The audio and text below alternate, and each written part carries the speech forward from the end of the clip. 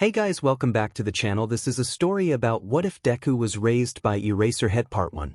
If you guys enjoy this what if and want to see Part 2, comment down below and let me know before I start. Please do support for more awesome content and leave a like, and don't forget to subscribe to my channel and also share this video with your friends and check out the description in my playlist.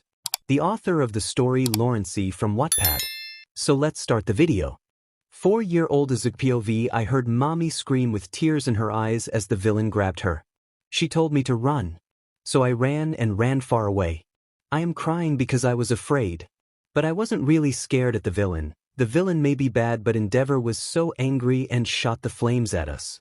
Mommy made it in time to save me, but I couldn't save her. I couldn't save mommy. Just the thought of it made me cry again. I found a corner with a big dumpster covered in snow. I could hide behind there. I'm sure someone will save mommy and we'll be together tomorrow, right? I cried and cried until my cries turned to sobs. I felt my eyes fluttering, threatening to fall asleep. I tried to fight it. I want to wait for mommy, but before I knew it I was consumed in a dreamless slumber. Eraserhead, Aizawa.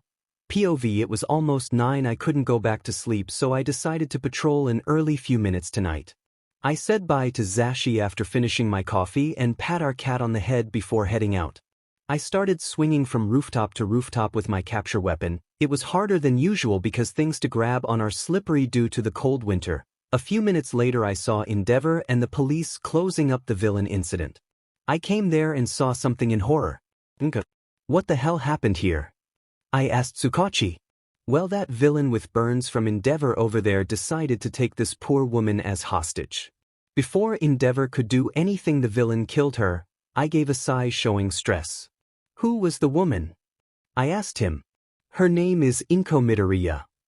Tsukachi said hesitantly, as he knows how I cared for Izuku.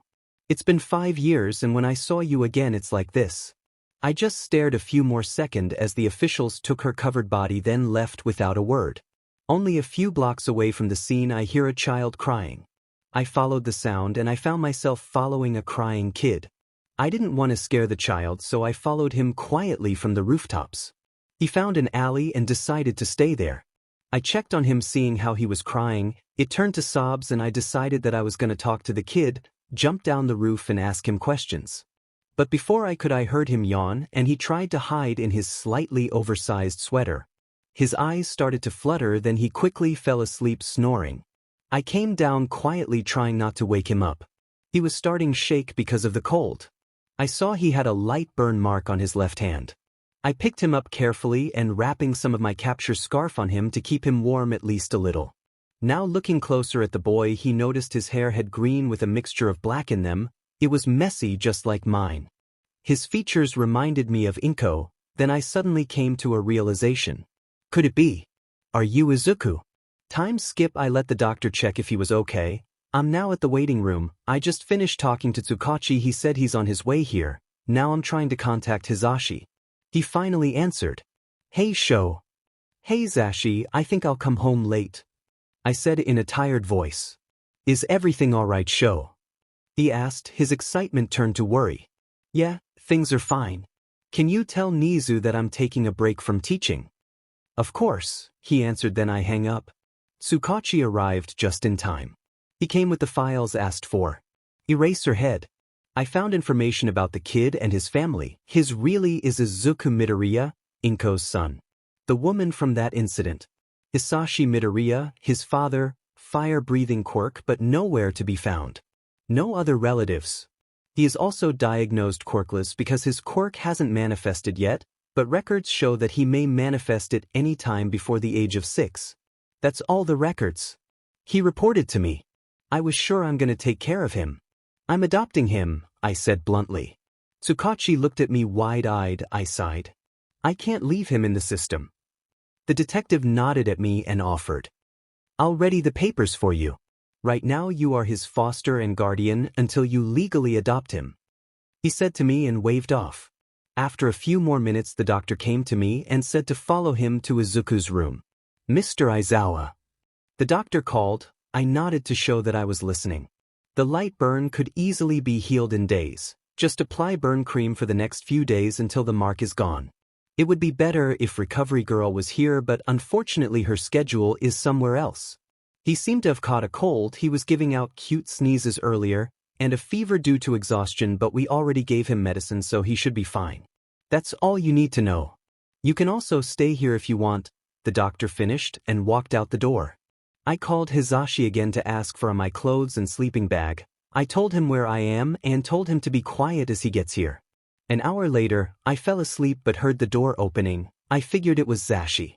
He peeked his head from the door, making sure he's in the right room. He was wearing a denim jacket beneath a white rock and roll shirt and some pants. He had his reading glasses on and his hair was tied to a low ponytail. I walked to him and said, "Thanks. Watch the kid for me, don't wake him up and I'll explain everything later." After changing into a black sweater and jeans, I hurriedly walked to Izuku's hospital room. I sat down next to Zashi on the end of the bed. "I'm adopting the kid," he said. Hisashi's face looked shocked. At first he didn't know what to say, but after a couple of seconds comprehending the idea, he asked, "Any special reason?" I sighed tiredly and started talking. "𝐿𝐴𝐽𝐾 died today." Hisashi POV, "𝐿𝐴𝐽𝐾 died today." I hear Shoto say. So blunt. He didn't even go to curves and obstacles. Beside the point, I was shocked. 𝐿𝐴𝐽𝐾 and Shoto remained good friends after their breakup. They both agreed that it was for the best. Shoto started getting attracted to guys and 𝐿𝐴𝐽𝐾 was in an arranged marriage she couldn't get out of. Few months later she got married. The next year she introduced Izuku. Now, I am seeing the boy here who I assumed must be Izuku. She was my friend too. So I felt sad. I looked at Shoto to reply to him, but he already fell asleep. So I let him be and started to close my eyes and wait for morning. Aizawa POV, it's early 7 in the morning. I am drinking coffee beside the hospital bed while Zashi was getting ready to leave for his patrol. After a while the kid started shuffling and tears started to flow as he put his hands on his head. Poor kid, having a headache sucks. I sighed. Then he looked at me with half-lidded eyes. Those green eyes were emerald, just like 𝐿𝐴𝐽𝐾's. He started trying to hide under the blanket, but I guess he thought that hiding his face was enough, as you would see his hair fluffing out like there's a bush on the bed. "Hey kid." I greeted him. Then he peeked his eyes out to look at me. "You got a headache?" He nodded. I sighed. Figured. "You have fever, kid." We looked at each other some few seconds. Then I decided to talk. "My name's Dash." I was cut off by the kid. "Eraserhead," he said in a weak, small voice, but excitement still in the tone. I looked at him wide-eyed. "I'm an underground hero, not barely famous. You may have heard of me, but kids don't usually take interest in underground hero work."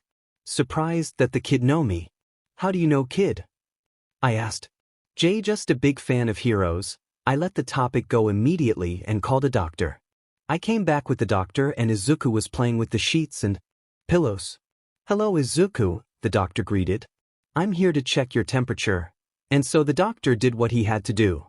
His fever seemed gone now. Headache must be because of the stress. He's ready to go home now as long as he is being taken care of, he finished. "I'm taking him home," I said to him. "I want to go home as soon as possible." The ambience in the hospital was suffocating.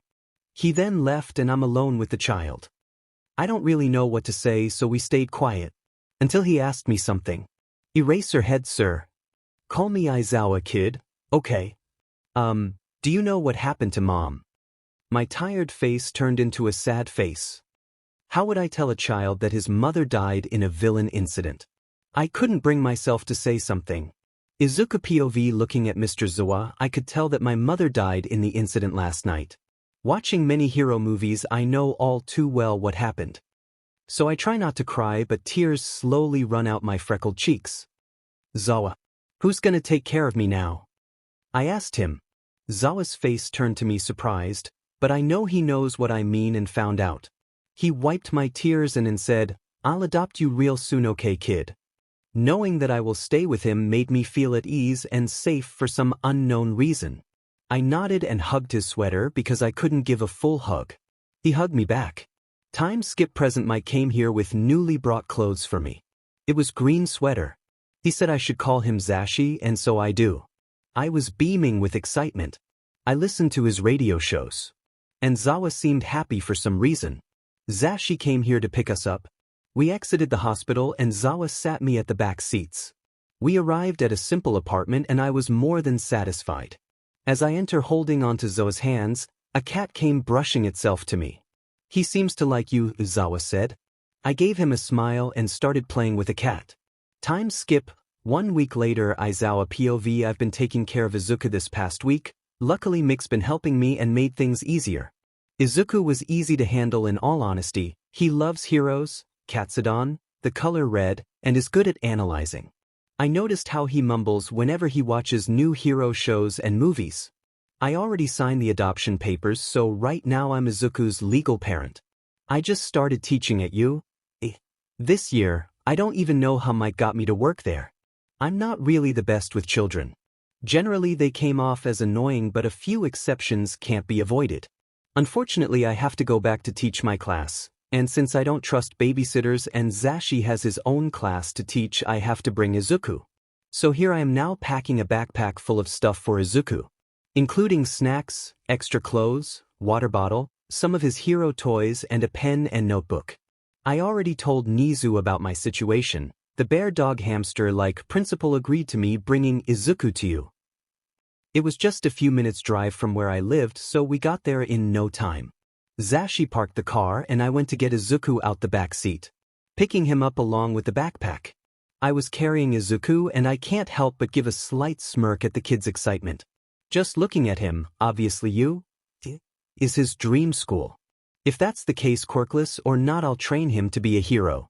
𝐬𝐻𝐻𝐵 was walking through the halls with me carrying Izuku. It's good that we came early, there were fewer students. We soon reached the faculty room or teacher's lounge. 𝐬𝐻𝐻𝐵 kept cooing on Izuku as he opened the door for us. Everybody stared at me shocked or confused. What? I say in my usual monotone voice. A child.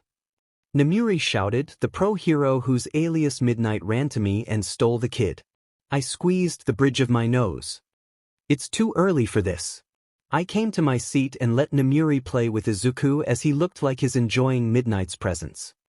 His name is Izuku, Hisashi said as he passed Namuri and Izuku. I sighed in defeat. And of course the iconic hero lover then started talking about experiences and quirks.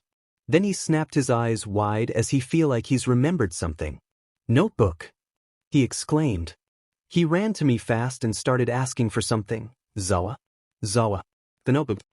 I sighed and started getting it from his bag, ignoring the awes of the other teachers. Once he got it, thanks Dad, he said as he goes back to Namuri. Dad? All of them shrieked besides Mike. What a headache. Oh right. Izuku, someone would like to see you soon. I suggest you interview these heroes while waiting. I say with a slight grin creeping out my face. Fortunately my scarf is covering.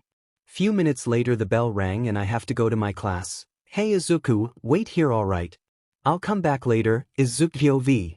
It looks like we're gonna be seeing each other more often. Call me Auntie Namuri, the hero Midnight said to me. It's amazing how my family keeps on growing. After asking the heroes about their quirks, I ran to 𝐬𝐻𝐻𝐵 to show him my notes. 𝐬𝐻𝐻𝐵. I called out running towards him. Look at my hero notebook. I shoved the notebook at his face as soon as he kneeled down, same height as me. You're so smart, little listener, he said with his loud voice. I want to show Zawa. He sighed and carried me through the halls. Once we got to the classroom door, 𝐬𝐻𝐻𝐵 turned the doorknob revealing Dad standing in front of the class behind some kind of podium. A smile crept on my face and jumped out of 𝐬𝐻𝐻𝐵's arms, though falling on my knees, earning a faint bruise and making Zawa show a face of panic. But I was too excited to care about the bruise and picked myself up fast and run to Zawa. He's looking for you, show, 𝐬𝐻𝐻𝐵 said and left. I say while flaunting my hero notebook. I took notes again. Dad, his students shrieked. We never knew you had a son. Yeah, Aizawa-sensei doesn't seem the type to have a family. Others nodded in agreeing. Dad sighed. Class, meet Izuku, my adopted son. He introduced me as he picked me up. He's so cute. Surprise turned into awes from the students. Zawa, look my notebook. Dad smiled the shiz-eating grin, showing his proud of me. Since I finished the announcements for homeroom, maybe take care of Izuku here, learn from him and let me rest. If he cries, you're answering to me. Learn from him. The students thought. Then he turned his attention back to me. Problem child, Nezu's gonna be proud of you. I tilted my head because I don't know who Nezu is. He put me down and leaned on the wall, sitting on the floor and sleep. I ran up to his students, excitingly wanting to know their quirks. I interviewed them all. So, Aizawa-sensei wants us to analyze quirks. One asked me. I shrugged because I didn't really know that my dad has any objectives, just thought he's tired and let me play with his students. When Zawa has to go, he took me to this sweet senior who kissed my forehead and healed my bruises. She told me to call her Nana Chio, or just Nana. Time passed and I spent most hours in the teacher's lounge, either eating, playing with toys, sleeping, writing in my notebook, and draw heroes. The final bell rang declaring the end of school hours. Once most students are gone, Zawa carried me to an office. In the office there was a mouse. My closest guess was a hamster with a mouse tail and bare ears. Hello, Aizawa. Aizawa POV. Hello, Principal Nezu. I bowed slightly. He often teach in my class back when I'm in high school. This is Izuku, Aizawa.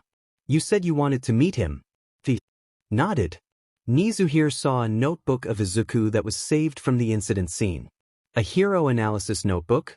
The writing was messy, but if you take time to read, it was actually accurate and made sense. I guess he's curious about Izuku. Aizawa. Watching from the CCTVs, I grew fond of the child. I want to give you an offer to make things easier. How about I teach Izuku exclusively while you work?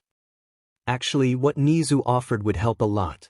I don't have to worry about finding a school for him and drop him off and pick him up. I also won't have to worry that he's somewhere I can't protect him. Besides, it seems they seem to get along smart-wise. Sure. I agreed to him in my monotone voice. I'll bring him every day from now on. Nezu has that scary grin plastered on his face, showing his excitement. I sighed. You can go now. Call me Uncle Nezu Izuku. He said and waved by at us with his paws as we exit. Nezu POV. I'd be lying if I say I have no plans for the child. He is smart and kind. I decided to raise him into a good hero. And a strong one too. Even though he's currently labeled quirkless, I know he knows that he has to work twice as much than the others if he wants to achieve his dream of being a hero. Time skip. The next day while tutoring Izuku, I'm happy with how Izuku's doing. He's a fast learner. If this is constant, by next year he could start high school works. He takes few minutes breaks and I assigned an hour to train his analyzing by watching hero fights and let him write in his notebook. It's nice to know that he's hungry for knowledge. Izuku POV. It's been a few weeks now since Nezu started teaching me. Lesson are every weekdays and every weekend Dad let me play out the playground nearby. I made a friend there. His name is Shoto, though I'm not sure of his last name. But every weekend Shoto and I play and talk. He has unique hair color. White on the right side and crimson red on the left side. And it's cut exacto calf. He has cool quirks too. Ice on the right and fire on the left, but he doesn't want to use his left side though. I want to talk to him about it, but I don't want to pry, and it's too early to lose a friend. He accepted me being quirkless, unlike my old friends before Zawa became my dad. Izuku POV. A year has passed and I'm now 5 years old. Nezu gave me a break with the lessons. We're now working on high school level subjects. And my analyzation improved a bit. Since I'm on break, I'm in the teacher's lounge with Auntie Namuri and Zashi. I also learned that Zashi is Dad's husband. Doesn't that give me 2 dads? I'll just call Zashi Papa, and Zawa remains as Dad.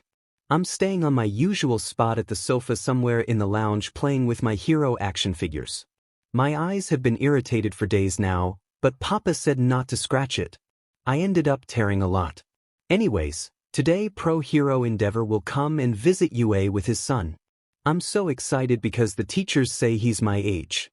Maybe I could befriend him. A few minutes later we heard a knock on the door. It's Endeavor. He entered with his flames in a proud manner, and there was a kid behind his leg. I came closer to see what he looked like. Instead of seeing a new face, I see Shoto. Aizawa. What are you doing here? The half and half asked. This is almost like where I live. Why are you here? I tilted my head. Endeavor's my father. He replied. Do you have any business with my son? Endeavor asked me. It was stated in a calm manner, but something about Endeavor scares me. Something gave me a familiar feeling of fear. I couldn't answer, but before I could say anything, Shoto answered. He's my friend Dad. Shoto said in his usual monotone voice. Endeavor gave me a glare. I ran to Zashi's work area to hide with him. A few minutes later, after Endeavor and some teachers were done talking, Cementos said we are going to the training field. Seems I won't have anybody stay with me there, so I came with them. Shoto walked beside me and we started talking about random things. Have you been crying, Izuku? Shoto asked me in a somewhat worried tone. No. My eyes are just irritated around these days and I feel more sleepy than usual. I replied, trying to reassure him I'm fine. Izuku, aren't you gonna cut your hair? He questioned, looking at my hair length at the half of my neck. I want my hair to be like Aizawa though. He chuckled at my answer and said, I think you'll look better with shorter hair. It looks messy on you. I pouted at the comment and we just laughed it off. We stopped when we reached the training field. Most students that were present greeted me and I greeted them back with a smile. Me and Shoto were next to Papa. Auntie Namuri started talking. Suddenly my eyes shot up and I see everything is in gray monochromatic when I tried looking around and noticed white border like a circle around me and saw Zashi became red as the border moved him inside the circle with me. Present Mike, Hizashi, Students, you're all gonna be going up against Endeavor. Don't worry about the flames, he'll use safe flames to make sure you won't get burned. Midnight announced to the students, who looked relieved at the fact the fire is harmless. Be listeners. You have to wear this sensors. It will determine whether Endeavor. I said, starting with my quirk, ending with my normal voice. I turned to Shoto, who I assumed was the one who erased my quirk, but he also looked shocked. Then I felt a thud to my leg. It was Izuku. Shoto rushed from where he is standing to carry the passed out Izuku. Midnight, excuse me and show. We'll bring Aizu to Recovery Girl. Continue this training without us. I excused the three of us as Shoto rushed to Recovery Girl with Izuku. I looked at the students and see them with worried faces before I started walking, but something stopped me. I looked down at Endeavor's son Shoto Todoroki, who seems to be friends with Aizu. Is he gonna be okay? He asked in a small voice. It was mostly monotone, but a hint of worry seeps out from his voice. I gave him a smile. Yeah, Aizu should be fine, listener. And continued to Recovery Girl's office. Eraserhead, Shoto. POV. I was watching my students getting pumped by Midnight's speech when I saw a sudden red light shine from a direction. I think I'm the only one who noticed it. I followed that direction and saw Izuku. His pupils were shining red and his hair started levitating slowly, and then here's Zashi's quirk worn out. At first I thought he did that on purpose, but then he looked at me as if cursing me for erasing his quirk. I looked at him shocked and shrugged at him with a face saying, I didn't do it, serious style. Then saw Izuku pass out a few seconds after. Father instincts kicked in and I rushed at the kid and carried him. I nodded at Zashi and he nodded back. Then I run toward the clinic to let Recovery Girl check on him while Hizashi excused us. When we got there I laid Izuku down and told Recovery Girl what I saw as Hizashi went inside. My thoughts focused on the event earlier and started thinking HRD on it. I know I already know what the quirk was, but I can't believe it. It can't be. I can't jump to conclusions yet. When he wakes up we'll try to look more into it. An hour later. Izuku started shuffling on the bed. He opened his eyes and closed them back fast and tears started seeping out. Dadzawa. It hurts. I pulled the 5-year-old in a hug. I asked Recovery Girl for the eye drops the same as mine. Problem child, this will be fast. Okay. I'll put these drops on your eye and they'll stop hurting. I promise. He opened his eyes and I quickly put the eye drops. He's still adjusting his eyes, then it looked at mine. I'll call my friend over, she's a quirk specialist. She'll check Izuku's quirk. Recovery Girl said to me as she walks to her phone. Hey Aizu, are you alright? Zashi asked the kid. Problem child nodded. I'm fine, Papa. Then his expression changed from tired and stressed to excited and bright. I got a quirk like Dad's. A quirk like Zawa. So cool. he said, bouncing his knees on the clinic bed. I sighed in relief. Looks like he's fine. Hey Izuku, is it alright if we test your quirk and explain what happens while you're activating it? He nodded with determination. Aizawa POV. After all classes were done and Izuku said his goodbyes to the Shoto kid, I walked him to Nezu's to help us better understand the situation. He was more than willing to help. We entered his office, and even though Izuku see him every day, he's still excited to see his sensei. Nezu shook his head. It's Uncle Nezu out of our lessons, Izuku. Problem child giggled and corrected himself. Uncle Nezu. Nezu, thanks for accepting us today. But it seems Izuku has developed his quirk. I don't want to jump to conclusions, so I came here to you. I said. I saw what happened earlier. To make things simple and fast, Aizawa let Izuku try his quirk on me. Nezu said confidently, knowing what Aizawa doesn't believe and want to confirm. Izuku, you heard him. And so Izuku tried his quirk on Nezu. He focused and focused on Nezu until his eyes shot up with red flash. The teachers around were surprised. Of course they're here to see Izuku's quirk. Nezu started to act like an animal, growling at us. Izuku cancelled his quirk and Nezu composed himself back, fixing his tie, and said, It seems like it works on mutant type 2. Like nothing has happened. The teachers were asking Nezu if he's alright and he nodded, sipping his tea. While I'm still lost in disbelief, Izuku, try your quirk on ectoplasm. I shouted at problem child, unintended though. He flinched. Ectoplasm, try using your quirk. He comply and he's unable to. Then there's one last thing I need to see for myself.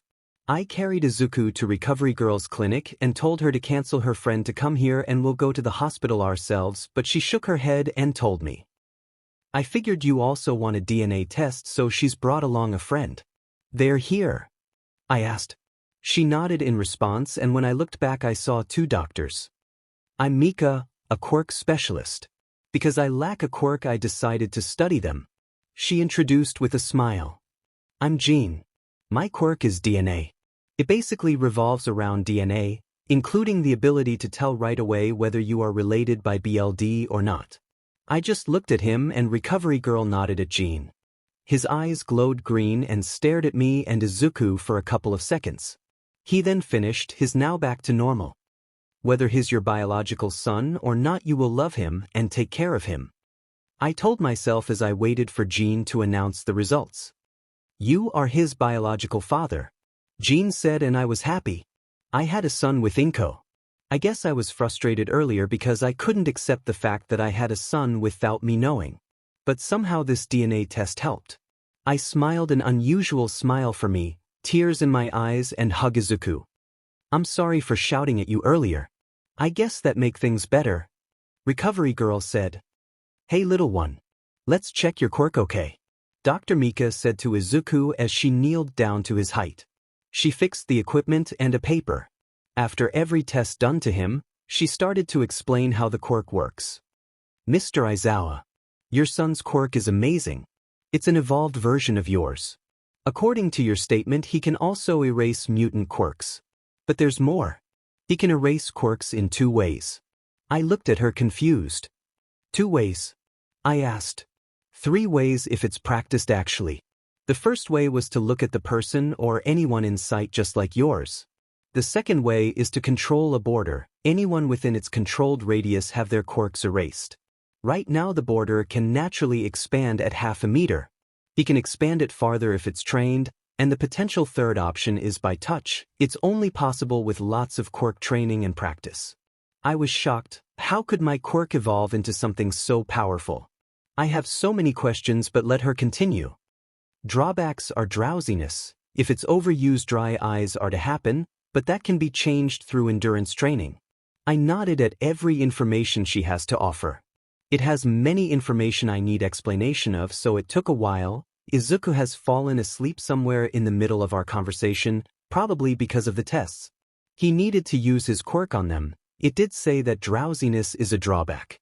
When we finished, they talked to Recovery Girl for some minutes while I stayed by Izuku, taking my time looking at him, knowing he is my son. Oh, and last thing. His quirk arrived late because of his quirk itself.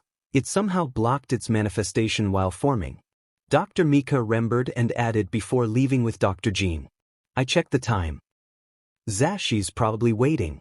Recovery girl, we should probably go, can't let my husband keep waiting. Here, take some gummies. Give it to him when he wakes up. Don't forget to tell him it's from Nanny Chio. Starting with a friendly smile and ending with a demanding tone. I left carrying Izuku at my back with the support of my capture scarf and the files about Izuku's quirk. Dr. Mika gave me a known hand and the gummies from Recovery Girl on the other. I put Izuku in the back seat of the car and went to the passenger seat next to Zashi. He started driving. So, is Izuku all right? You seem happy. He started. I'll tell you all about it. I replied. Then it must be something good. Since you're willing to talk about everything. Well, we need to go to the legal office tomorrow. Not necessarily tomorrow, but I want things done fast. I said in monotone. What for? He tilted his head at me. The road, Zashi. I exclaimed, and he looked back at the road and gave a shy, my bad, laugh. I sighed. We got a DNA test and he's my biological son. I told him. That's great news, Sho. He shouted. It gave my head a slight pain in the head, but I'm too happy to say anything. His quirk is the same as mine except his is evolved. With his quirk he'll make a great hero. Third-person POV. The next week while Shoto teaches classes, Izuku was being taught hero basics at Nezu's office. Though their lessons this time were shorter because Nezu wanted ectoplasm to help Izuku gain at least some control of his quirk, and let Izuku have some afternoon sleep. So they went to Gym Gamma, commonly known as Training Kitchenland. While ectoplasm would make copies of himself with his original body far from Izuku, the kid have to disable the copies by trying to expand his border, or try looking at them. Aizawa would stop by from time to time during the Greenette's training. It's finally the weekend and Izuku is gonna meet Shoto at the playground. Izuku POV. I'm excited. I could tell Shoto we're gonna be pro heroes together. And the chance of being at the top together is high now because my quirk manifested. I saw an all too familiar half-white half-red hair sitting on the swings. I ran fast and called him out. Shoto. Hey Izuhi. Greeted me with a small light smile. Shochan. I got my quirk. We can be top heroes together. I say excitedly before yawning. That's great, Izu. What's your quirk? Oh, Dad called it to race, since I can't think of anything. It's like his. I exclaimed. He tilted his head then. The same as his. Izuku, you're adopted, Shoto reminded me. Well, we're changing that later. We're going to the legal office. We'll tell them to cancel the adoption and show them proof of the DNA test. By DNA test, you mean?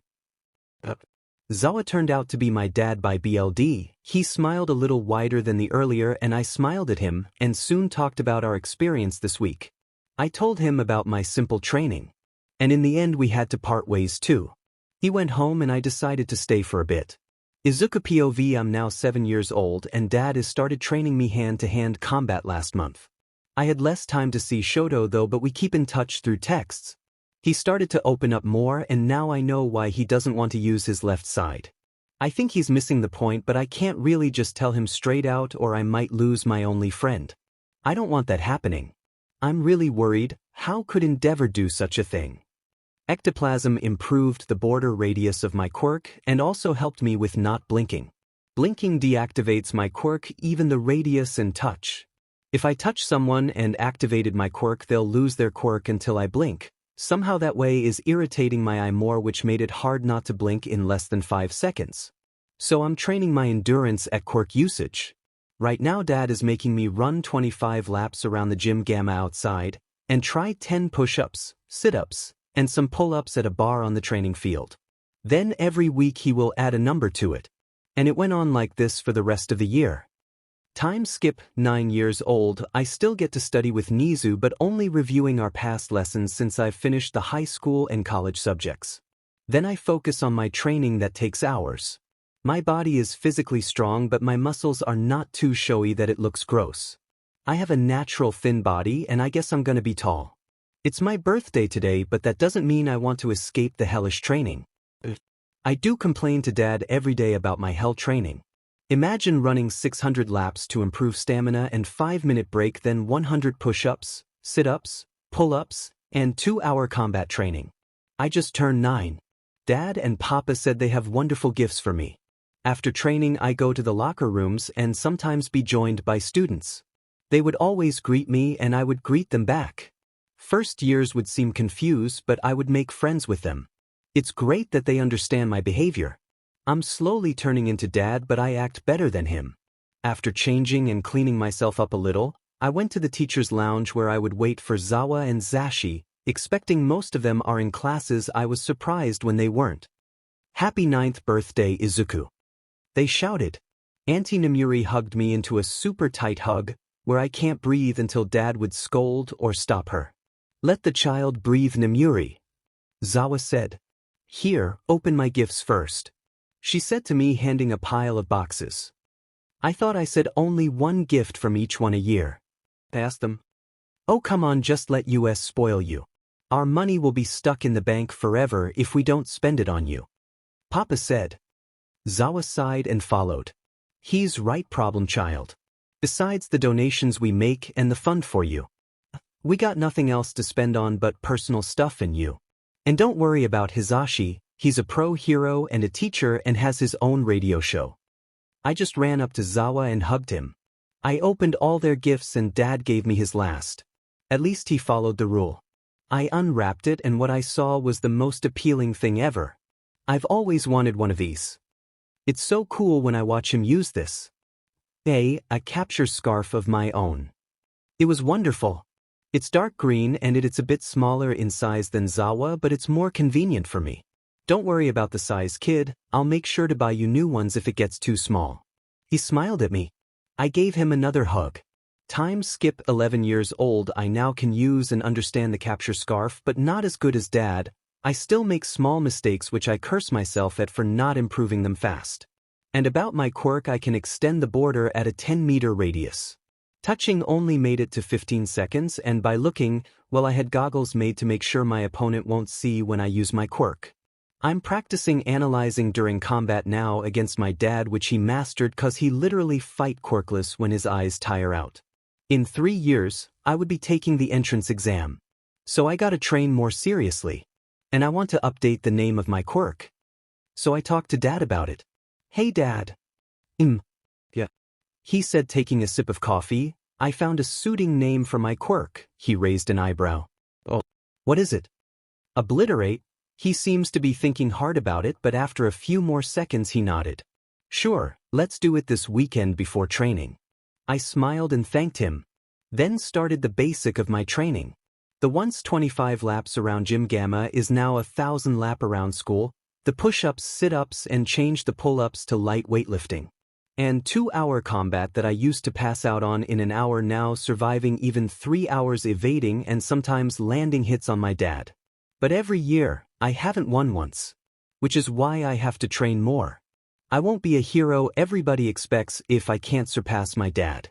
Time skip 14 years old, only 9 months before UA entrance exam. Until then, I'll clean the Dagoba beach. It was one of Dad's idea, and of course he challenged me and made me accept. Then I realized he used another one of his logical ruse on me. Ugh, I need to get used to that too. After 10 months with UA entrance in just 4 days. "Come on, Izuku. Get in the car or I'll cut it myself," screamed Dad at me. "I like my hair this way," I shouted back. "Izuku, you look like a green mop, it doesn't suit you," Ʒashi said to me. "He's right, Izuku, now they're just teaming up on me. But you hair is like this too. And I tie mine up every time," I exclaimed. He sighed and I thought I was safe, but before I knew it I wrapped around his capture tape. Ah, damn it. Izuku POV. The 4 days have passed. In the end, Dad and Papa successfully bought me to the barber shop to get a haircut. I was wrapped around Zawa's capture weapon the whole time. And now my hair is short again and it's time for the entrance exams. Ʒashi and Zawa already left, saying that they need to help prepare at the school. I could have come with them, but I would only get bored of time. So I am here riding a train. Finally having my stop and walking for a few more minutes, I reached the school entrance. "Alright Izuku, you slept complete hours for this," I told myself. Walking towards the door, I saw a familiar hair of white and red. "Shoto!" I called. He looked at me and smiled a little. I fastened my pace to keep up with him.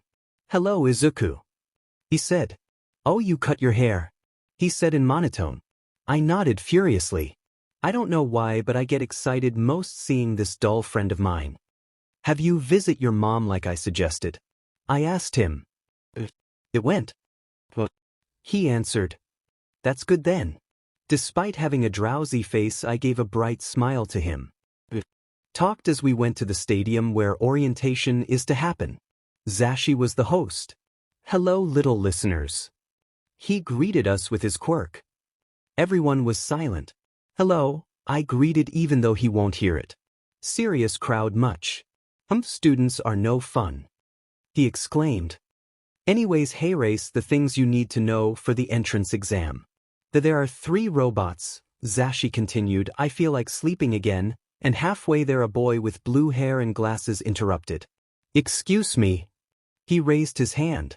"Yes, listener." "Finally a question. IT said in the flyers that there are 4 robots and you only showed 3. If this is a mistake, then the school must be ashamed," he said while doing robot hand movements. "And you there," he pointed at my direction.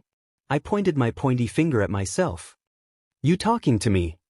I asked. "If you're just gonna sleep, then it's best if you just drop out the exam. It shows you're not serious." "Irrational," I said. "I'm sorry, but my drowsiness is due to my quirk."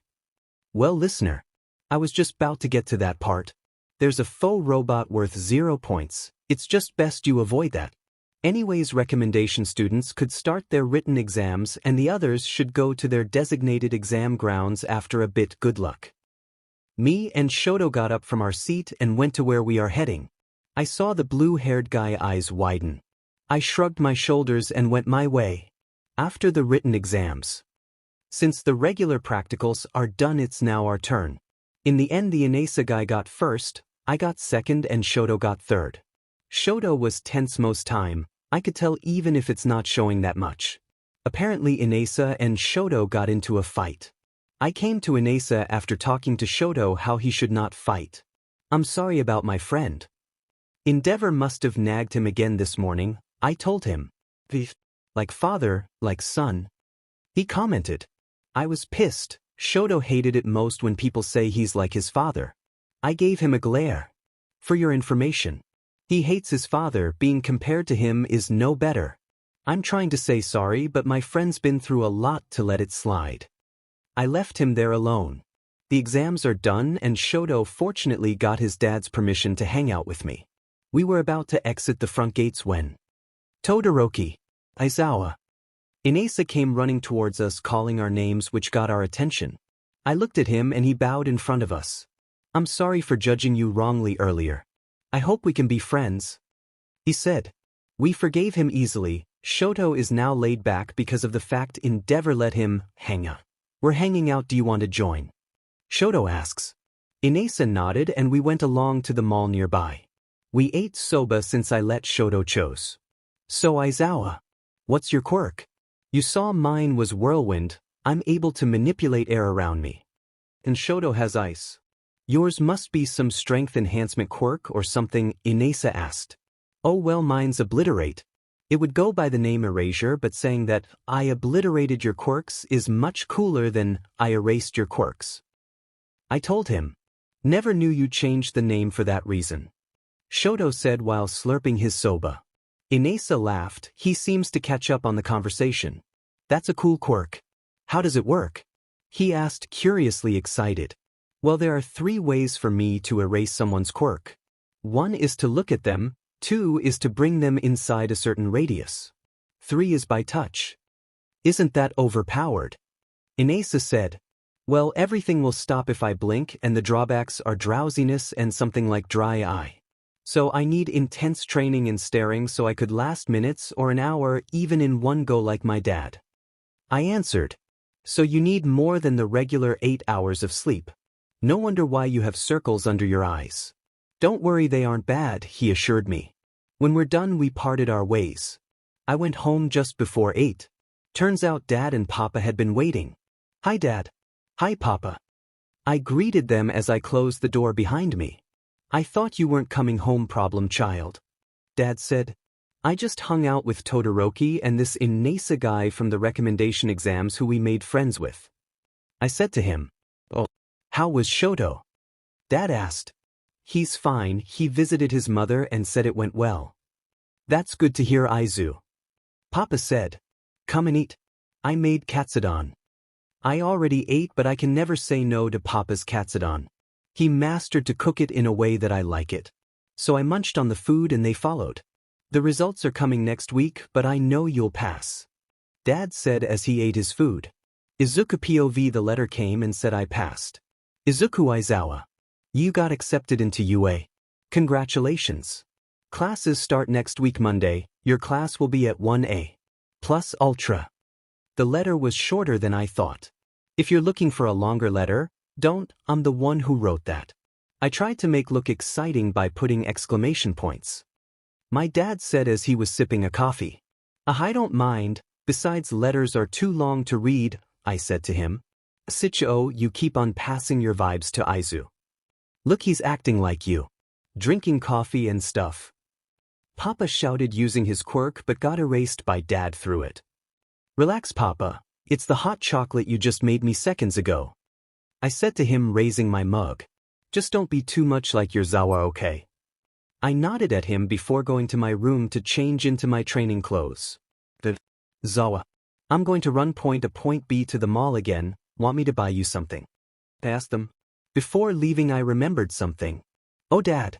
Remember the black sleeping bag you always use? You know, the stinky one. He looked at me with a face saying, "Yeah. What about it?" Well, I threw them. I said bluntly. You what? Wow, he screamed at me over a stinky old sleeping bag. I left a gift there for you. Bye. I said, leaving. Time skip. Next week I'm now at the front of my classroom. The door was big and high, but it's not surprising at all. For me at least. Mutant quirks vary to their sizes. Just as I walked in I saw the guy who pointed me out during Mick's presentation. I sighed at the sight. This is gonna be a long year. I muttered to myself. A girl bumped into me from behind. She has short hair and natural pink blush on her face. The brunette introduced herself. I'm sorry I bumped into you. I'm Ochako Uraraka and I hope we can be friends. She said with much enthusiasm. Go somewhere else if you want to play at being friends. An all too familiar voice was heard from the floor. I looked at him immediately and he said, "This is the hero course," he said monotonously, taking out a juice packet, sipping on it. Actually, used it. I couldn't contain myself and burst out laughing hard. Normally, I should be shocked. That you are. But you actually used it. Haha. Soon enough he stood up using his capture weapon on my mouth to shut me up and said to the girl, "Go to your seat," and pulled me along with his sleeping new yellow sleeping bag courtesy of me. I swear to God, if Papa and Dad would have a divorce, my new Papa would be a sleeping bag. He finally let go of me. Damn it, stop laughing already and go to your seat, problem child. He said, annoyed.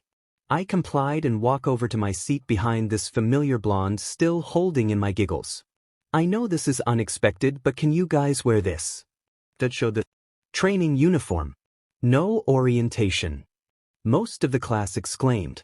I just snickered, then yawned lazily. When we all reached the training ground. Bakugo Katsuki.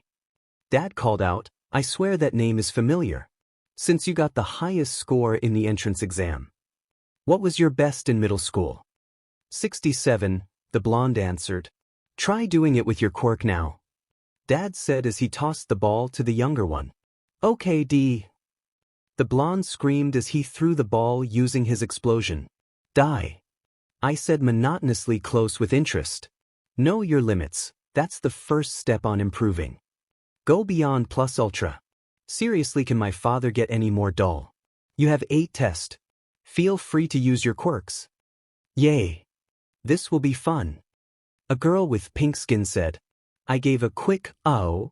They glanced at me, but their attention went to Zawa as soon as he talked. Fun. Only 3 years of training and what you plan to do is to have fun. Then The one who gets last place will be expelled. Aizawa smirked as I scoffed. But that's unfair, a random student said. Unfair. Aizawa and I both say at the same time. I'll let him have this one. Aizawa said. Nothing in life is fair. Many situations during patrols is unfair. Villains are unfair. Seriously, you need to take this more seriously, lowering my head, hiding one of my eye behind my bangs, showing my other eye and stepping into the perfect lighting from the sunlight. Welcome to the hero course. Man, I looked awesome. I want to try that again. Dad smirked at my antics. That's enough, now go start running. But I'm feeling drowsy again. If I do this half-heartedly, Dad would give me worse training. He says that drowsiness is just an illusion making us think we're sleepy. Maybe if I do it not too half-heartedly, I could get away. I smiled at myself, thinking I'm such a genius. Aizawa POV, my kid is probably planning something. That dumb mischievous smile he always makes when he thinks he's so smart. Watching the students go through the tests was Pegasus. Obviously they need a lot of work. The recommended students though are proving competent in Nezu, Shoto, and Yororozu. All of them except one. This cheeky little brat thinks I won't see through him. Going half-heartedly through all this. Irrational. The last test was a ball throw. I have to knock some sense into him. When it was his turn, before he could throw the ball, I wrapped him up around my capture weapon. If you think I won't see past what you're trying to pull out here, then you're dead wrong. Stop doing things half-heartedly or I'll expel you last or not. I told him. I heard the other students saying, but he's doing great without using his quirk. That was half-hearted. He did better than most of us. But you're the on who wanted me, he dash. I stopped him using my quirk, you saying something, glaring at him, I'll double the numbers on my training, just let it slide. He shouted. I smiled my shiz-eating grin on him. That would be a lot better then. I told him and decided to ignore his antics. Okay, since I'm too lazy here. I pressed a button and I revealed a hologram of the scores. Izuku, you got 5th, make up for those. He nodded, lazy, seeing him ready to fall asleep. Okay, change and go to your classroom. Have lunch or do whatever, just let me sleep until it's okay for you to go home. You'll meet your teachers tomorrow. I told the class as they formed their groups, assuming they made friends with. Izuku was lacking behind them. I kept up with him and asked, you extra drowsy today? Did you use your quirk earlier this morning? I asked him. Funny story, you see, a villain may or may not have tried to take me as hostage. So, I gotta save myself. He laughed. I sighed. You could have told me that earlier, Aizu. This kid is gonna be the death of me. Izuku POV, when Aizawa went to sleep, the class decided they'd do an orientation to get to know everybody. Aizawa sensei didn't give us a chance for an orientation. I think it's best if we do it now. The blue-haired boy said, doing robotic hand gestures. Wait, how did you know sensei's name? He didn't introduce himself earlier. I asked. You didn't listen to the hologram the school sent to you? Most told me in unison. What hologram? I thought it was just a letter. I told them. No, it's a hologram. It says there that our homeroom teacher is Shoto Aizawa. Said a Yororozu. Izuku, don't tell me Aizawa didn't tell you anything. Shoto asks me. No. All I get was a short, lazily handwritten letter by him. Only saying I passed and I get to be in one, I told him. Others became confused. I did that on purpose. I heard the monotone voice of my father. He was in his sleeping bag. Oh, you were listening the whole time. I questioned him casually. Why? I added. I was planning on surprising you, being you homeroom teacher, but you ended up laughing about this yellow sleeping bag. Plus a hologram won't amaze you that much anyways. He said in a tired voice. Get back to whatever you're doing, he told us as he faced the wall, assuming he's going back to sleep. Let's get started. Lots of them said cheerfully. I'm going to sleep. Call me up last ingenium. I said, napping my head on my desk. I got at least 20 minutes worth of rest. I couldn't really sleep, so I decided to listen to their introductions. The familiar blonde had an odd reason, the most interesting among reasons actually, something about looking for a childhood friend and promises stuff. I relaxed myself before they called me up. Green hair bro, the redhead called. Oh, Kirishima, They were surprised. I bet they think for a sleeping guy, how do I know him? I just recognized your voice from the introductions earlier, no need to be surprised. I told him. I went up in front. My quirk is obliterate. I can erase quirks in 3 ways. The only way to deactivate it is by blinking. That's a cool quirk. Wow. Then how do you fight? I sighed at them. I fight quirkless but with the help of a capture weapon. I left it today though. Anyways, I hope we get along. Just call me Izuku to avoid confusion. Izuku Aizawa, nice to meet you. I said, putting my hand up and dropping them again. Okay, Izuku Aizawa. Izuku POV, Is there something wrong? I asked them. Your name is Aizawa. A pink alien girl asked. Just call me Izuku. I repeated to them, are you the son of Aizawa sensei? I nodded at them and they made faces like, that made sense. How is he as a father? Kirishima questioned me curiously. Well, fun. I told them. Your tone contradicts you word Izuku, said Shoto. It's true that he's fun but the training he gives is too much. I added so they'd understand. Anyways, Emma, just go because I'm taking too much time and it's irrational. I told them as I go back to my seat. Time skip. Next day I was in class, with Ida and Uraraka. Surprisingly we got along well. Even though they're energetic, a little too loud for me, but they're kind and fun. We just finished English with Papa Zashi, now we're just waiting for Uncle Toshi to come in the classroom. Okay. All might, we got along well ever since he went to UA. He said he wanted to teach the students, but I think there's something more to it. But he'll probably tell us when it's time. When Uraraka and Ida left to sit on their own and I thought I finally had time to sleep, the door whipped open showing a muscle form All Might. I am here entering. A classroom like a normal person. He exclaimed. That's nowhere near normal. Most of the class murmured. Excitement was seen in their eyes though, just like me months ago. Alright. We are going to ground beta and have a 2-on-2 fight. The class cheered. Well, that escalated quickly. Thought to myself, obviously I need to buy Uncle Toshi a book on how to teach children. We took a quick bus ride to ground beta. The others were so still surprised. Even though they've used it for the entrance exam, I guess everything about UA is still overwhelming. I got used to this thing since a few months after I come here. And Nezu would sometimes bring me here when students are having an activity, mostly to improve my analysis in situations and to help teachers. Basically, I grew up at UA. There was a changing room there and mostly others have cool, colorful costumes. It was so cool. I have this comfy costume of jogging pants and a tight suit top, mostly black but there's green color on the side. My suit is made with special cloth material so I'm safe from fire and destruction, gear shoes to help me jump and land safely. Goggles. Something like my dad's, and of course the precious capture scarf wrapped around my neck. Back to the situation, All Might explain the rules. So the villain gets to stay somewhere inside with a papier-mâché bomb, and the hero has to touch it or capture tape the villain to win this 2-on-2 in a time of 15 minutes. I shrugged, fair enough. All Might, how are we gonna choose our teammate? Asked Zero. We are going to draw lots, my boy. Answered All Might with a smile. Ida then raised his hand. Isn't that too random? He questioned while chopping the air. I wonder if he really is chopping something invisible anyways. I answered his question for him. Ida-kun, when we're pros we never know who will work with us. Sometimes sudden need of backup of random heroes are made. He looked at me and...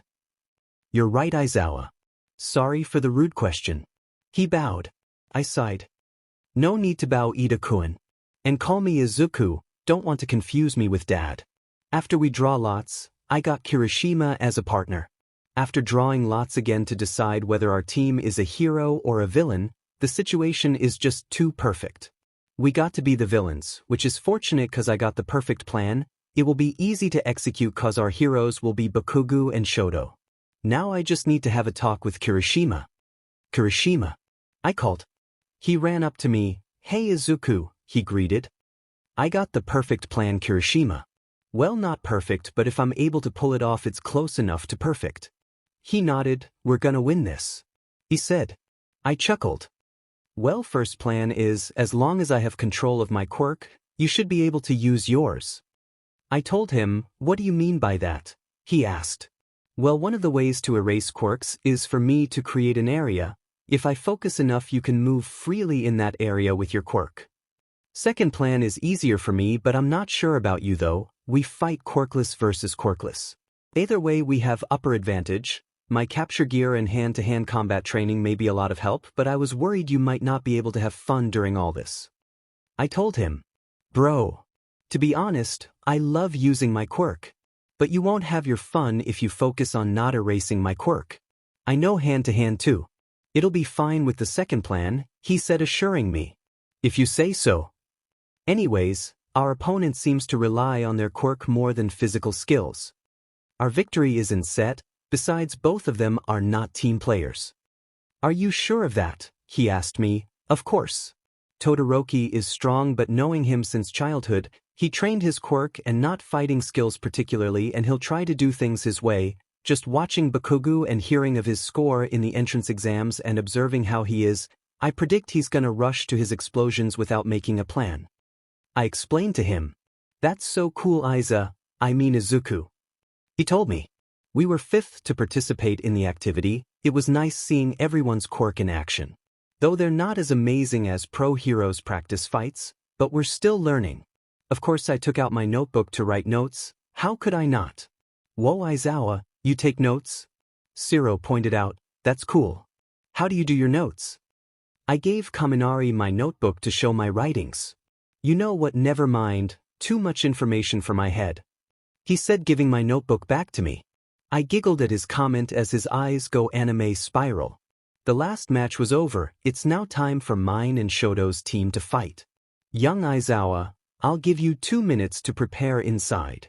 Kirishima and I went inside as soon as All Might allowed us to. We went to the top floor because, 1, to tire them somehow, 2, we have advantage there. Through the earpiece I told All Might that Kiri and I were ready. Start. Bakugo rushed inside using his explosions, and Todoroki used his ice to freeze the whole building. The explosive boy was literally flying with the help of his quirk, so he didn't get caught with the ice. I used my quirk. It consequently erased all quirks from coming in within my area. Including mine and Kiri's teamwork, 2 powerful aloof will still lose. I now see hues of gray around me and 3 red people. 1 is Kirishima beside me and 2 are Bakugo, whose speed flying here, and a relaxed, non-doubted Shoto. Little did he know my quirk improved. Erasing long-distance or range quirks are hard for me. If they activate their quirk from outside my border, then I shouldn't be able to erase what they shoot at me, but I was desperate to trash this flaw, so I worked HRD on it. Third-person POV. The class watched as Todoroki and Bakugo start the activity. Bakugo rushed in with loud explosion, amazing the class, while Todoroki started using his quirk, which made everyone exclaim. So fast, you're ending it. No mercy at all. The class continued as they suspect that Aizawa and Kirishima is frozen inside, but to their surprises, they're completely fine when they check the cameras. Did Todoroki's quirk not reach the villains? Asked Yaoyorozu, who obviously seemed interested at the situation. Right and wrong, young Yaoyorozu, said All Might. You see, the moment the heroes step foot at the top floor, they will fight quirkless, he explained, giving everybody a hint of what's happening, but they don't seem to get it, so All Might continued. Todoroki's ice should have reached there, but with young Aizawa using his quirk, it cancels its effects. Momo caught up, but others are still confused. Back to the students who were in the activity. When Bakugo entered the top floor, he fell to the ground as his quirk disappeared. Of course he felt the explosion leave his hand. Huh, he muttered out. He tried using his quirk again, nothing came to his palm. Why can't I use my quirk? He asked furiously. He reminded the greenette of a Pomeranian. An angry one at that remark. While rambling, Baga didn't really put much of a fight since Kirishima tied him with the capture tape while being busy rambling about the loss of his quirk. Now they just waited for the confident Todoroki to arrive. It took about a minute till the half and half hair dude came. As he came in, his eyes suddenly widen as he sees the villains not frozen. At this point he can't use his quirk, so he knows he has to fight the combat battle. I thought long distance. Quirks doesn't work on yours. His voice with a little bit of shock. Well, I've endured hell for training too, you know. Izuku answered. I'll just wait till you blink. He said, not if my teammate end it quickly, besides you won't know when, I have my goggles. Todoroki sighs and starts to fight Kirishima, both are quite good. Aizawa noticed that his friend Shoto improved at his combat skills and Kirishima must have trained for his in a long time. In the end, after a 2-minute interesting spar, Kirishima won and taped Todoroki. The villains won, and back at the camera room where his classmates are watching, why didn't Bakugo use his quirk? Asked Sewell. As I said earlier, Aizawa erased young Todoroki's quirk. That goes the same as Bakugo. He trained that technique so hard, you know. All Might said. Everyone was left in awe with young Aizawa's quirk. Few minutes later, the four came back to the camera room with everyone looking at them. Hello. The Greenette said confusingly. I feel so pressured after watching you guys. Said Sero in a joking manner, though you can tell he has a serious determination coming out of him. Izuku's cinnamon roll side took over him as he felt embarrassed at the tape user's statement. Oh, the childish Izuku came out. Said Todoroki, looking at his friend with a hint of happiness in his eyes, but his voice was still in monotone manner and he kept a straight face. Izuku was now swaying his hands in the air, stuttering on, trying to look for the right words. Everyone in class was like, where's is the serious one from moments ago? So Aizawa can get like this? They laughed at the cute sight. The explosive boy gave a he as he looked away. He's so much like him from his most distinct physical characteristics to his childish personality. But he has a quirk, it's not him. Hey, Izuku, I got a question. If Aizawa-sensei's quirk can erase and so is yours, what happens if you both use it on each other? Asked Kirishima as he's seen and understand how the Greenette's quirk works. We actually tested that out, the result was awesome actually. Get ready for a complicated explanation. With the help of some other heroes who has emitter type of quirks, we activated our quirk on each other and he tried to erase the quirk of another pro hero behind me in his line of sight and the pro couldn't use his quirk. Same goes to me, I tried to look at some pro hero and they couldn't use their quirk. My border style was working, so it means my quirk wasn't erased. Lastly, I tried touching some pro while Dad's quirk is still used on me. The hero couldn't use his quirk until I blinked. Young Aizawa explained. The class was staring at him with a, sorry, I couldn't take all that in face. So basically, you don't affect each other's quirk. Am I correct? Yaoyorozu simplified and others looked at her with an face showing they understand. Well, yeah, correct. It is like that. Izuku said, realizing why didn't he just say it like that. Flashback Izuku POV. It's been a week since school started. And on Wednesday day, I'm pretty sure we're going to USJ. It's now Sunday and I'm having training with my dad. We spar each other and this is my 978 loss to him ever since we started this kind of training. Not once winning. Though I was worrying about my lack of competence. Something else was ticking my hunches off. Hey Dad. I called as we were resting from our training on a bench. Yeah, he looked at me with the usual tired expression plastered on his face. I don't think USJ is a good thing this Wednesday. I told him in a worried tone. He raised his brow at me. Why is that? The disintegration of the front gates of UA a few days ago was odd and Ida said he saw some kind of purple warp closing before it disappeared. And what are you pointing on about? I sighed. Well, isn't there an intrusion just a few days ago? I made my point to him. What's that supposed to connect? He asked, starting to get irritated. I meant how the schedule was lost and the disintegration was a distraction. I shouted and immediately realized I raised my voice at him and lowered myself into something shy, showing how much I regret. He understood and sighed. All Might 13 and me will be there. Backup will come soon through the emergency line and you know that. He said, assuring me everything is all right. But it doesn't improve my anxiety. After a few seconds. Dad? He looked at me from sipping on his coffee. I found a way to keep my quirk activated in some other, odd way. I told him. What do you mean? He asked curiously. I meant my quirk, I found a way to activate it differently, but I need to be met with conditions, I said to my father with a stern face. He nodded at me, signaling me to continue. Remember when I didn't go to school 3 days straight? He nodded again. I tested something out. I read somewhere some quirks can be activated through sleep. Almost every quirk can. Actually.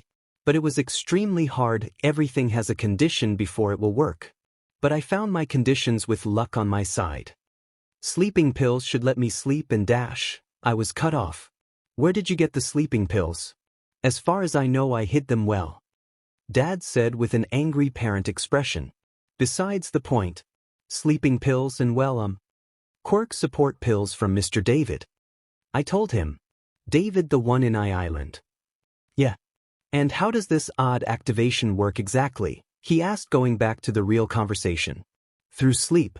It works different than normal. Since my drowsiness takes over through sleep, the drawbacks are different. When it's activated, an area larger than the USJ is occupied within my border. I remain asleep for 2 days straight after the quirk wears off itself when it feels like it. I told him everything that I think it's needed. Why are you telling me this exactly?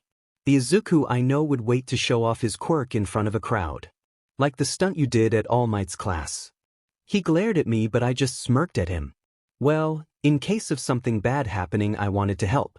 A plan to let my classmates out and take advantage of this technique. He sighed. I'll talk to Principal Nezu.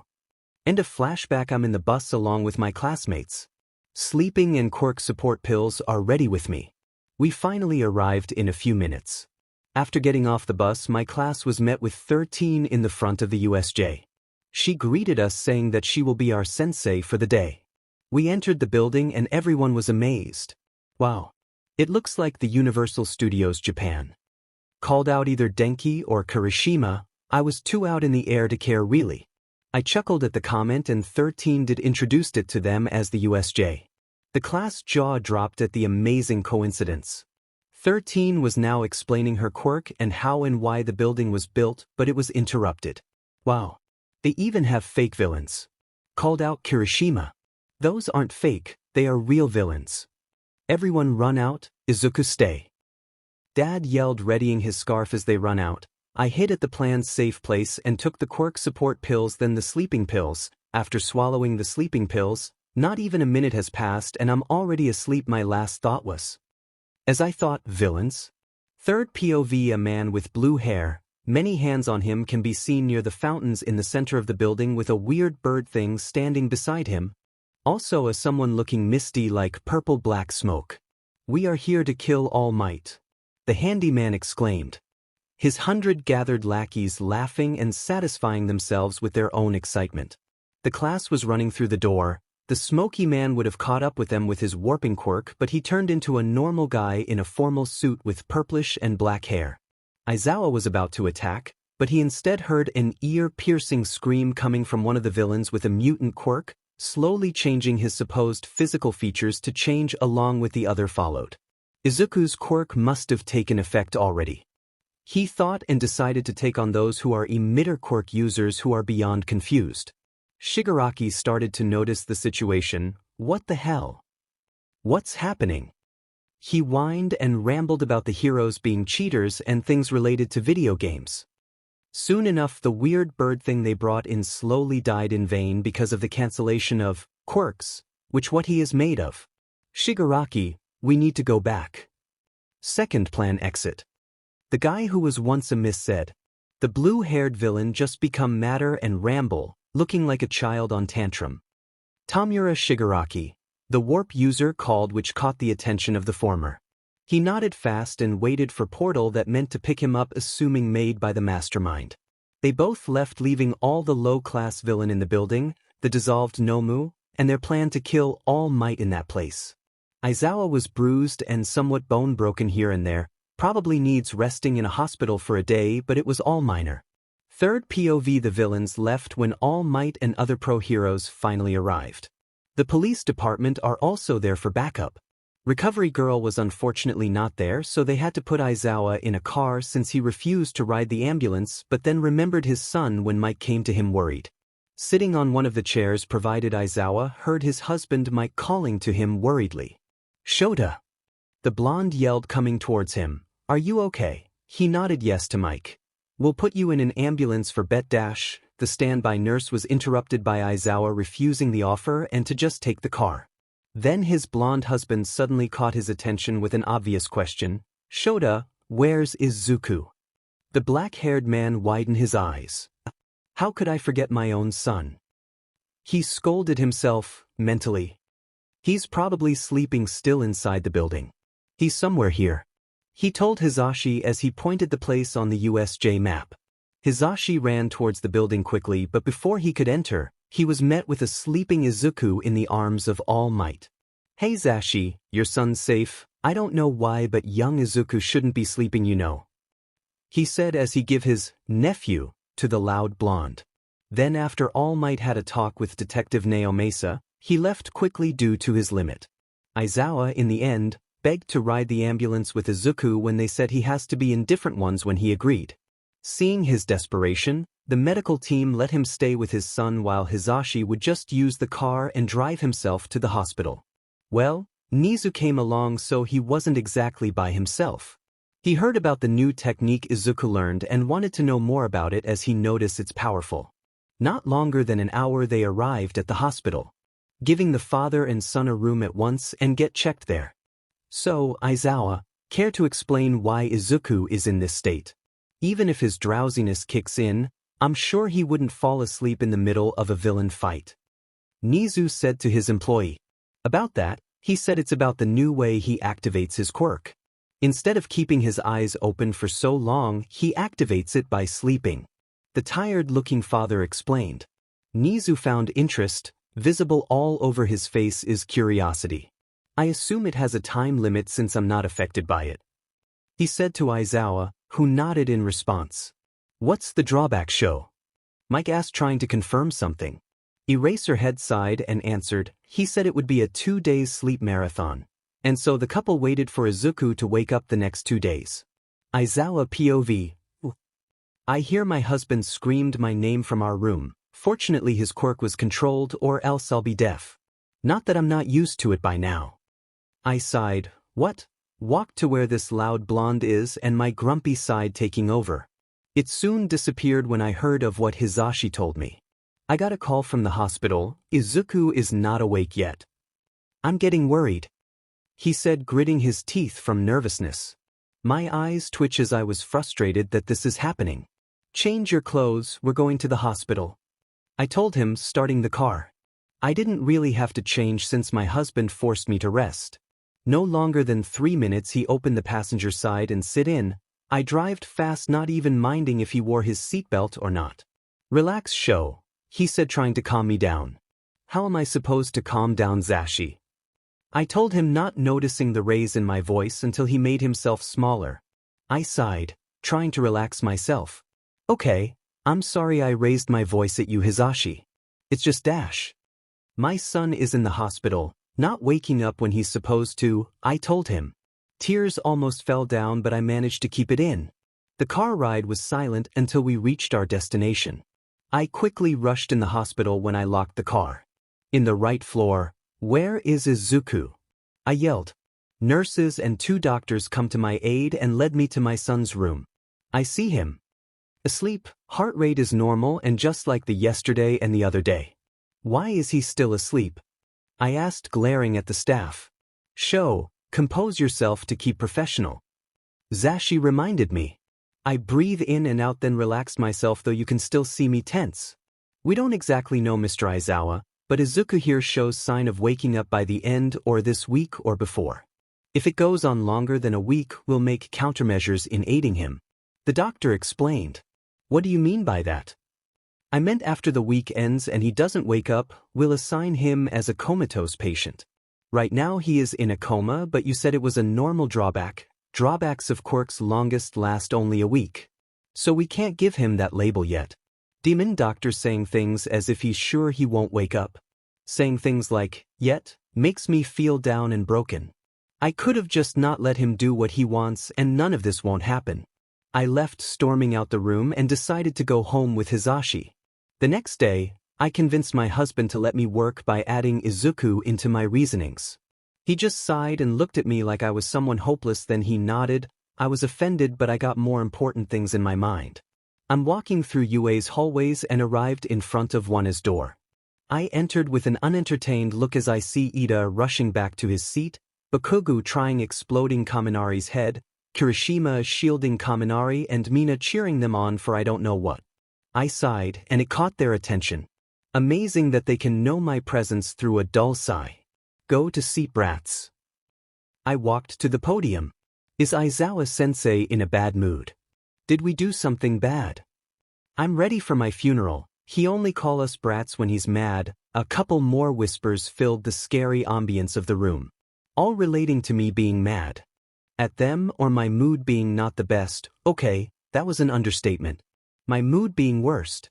Then finally someone made sense. I'm grateful that Yaoyorozu, a smart kid, is assigned to my class, lifting bit of my headache as she was the most normal smart kid in my class. Screw Todoroki, Ida, and Bakugo. It's either they're weird or they have problems. Yaoyorozu raised her hand. I nodded, signing her to talk. Sensei, where's Izuku? He's in a coma right now, probably won't be back till next week. I told her, then the whole class attacked. What? They exclaimed. A tick of annoyance came to me. But sensei, Izuku was nowhere near the villains. I sighed. He'll wake up, it's just some drawback of his quirk. At least that's what he said. I started class as everyone else was silent already. Plus, Izuku. Better wake up, problem child. Aizawa POV. The week is almost ending and no calls from the hospital yet. I can't keep coming there since I have classes during the day, and they rarely allow visitors at night.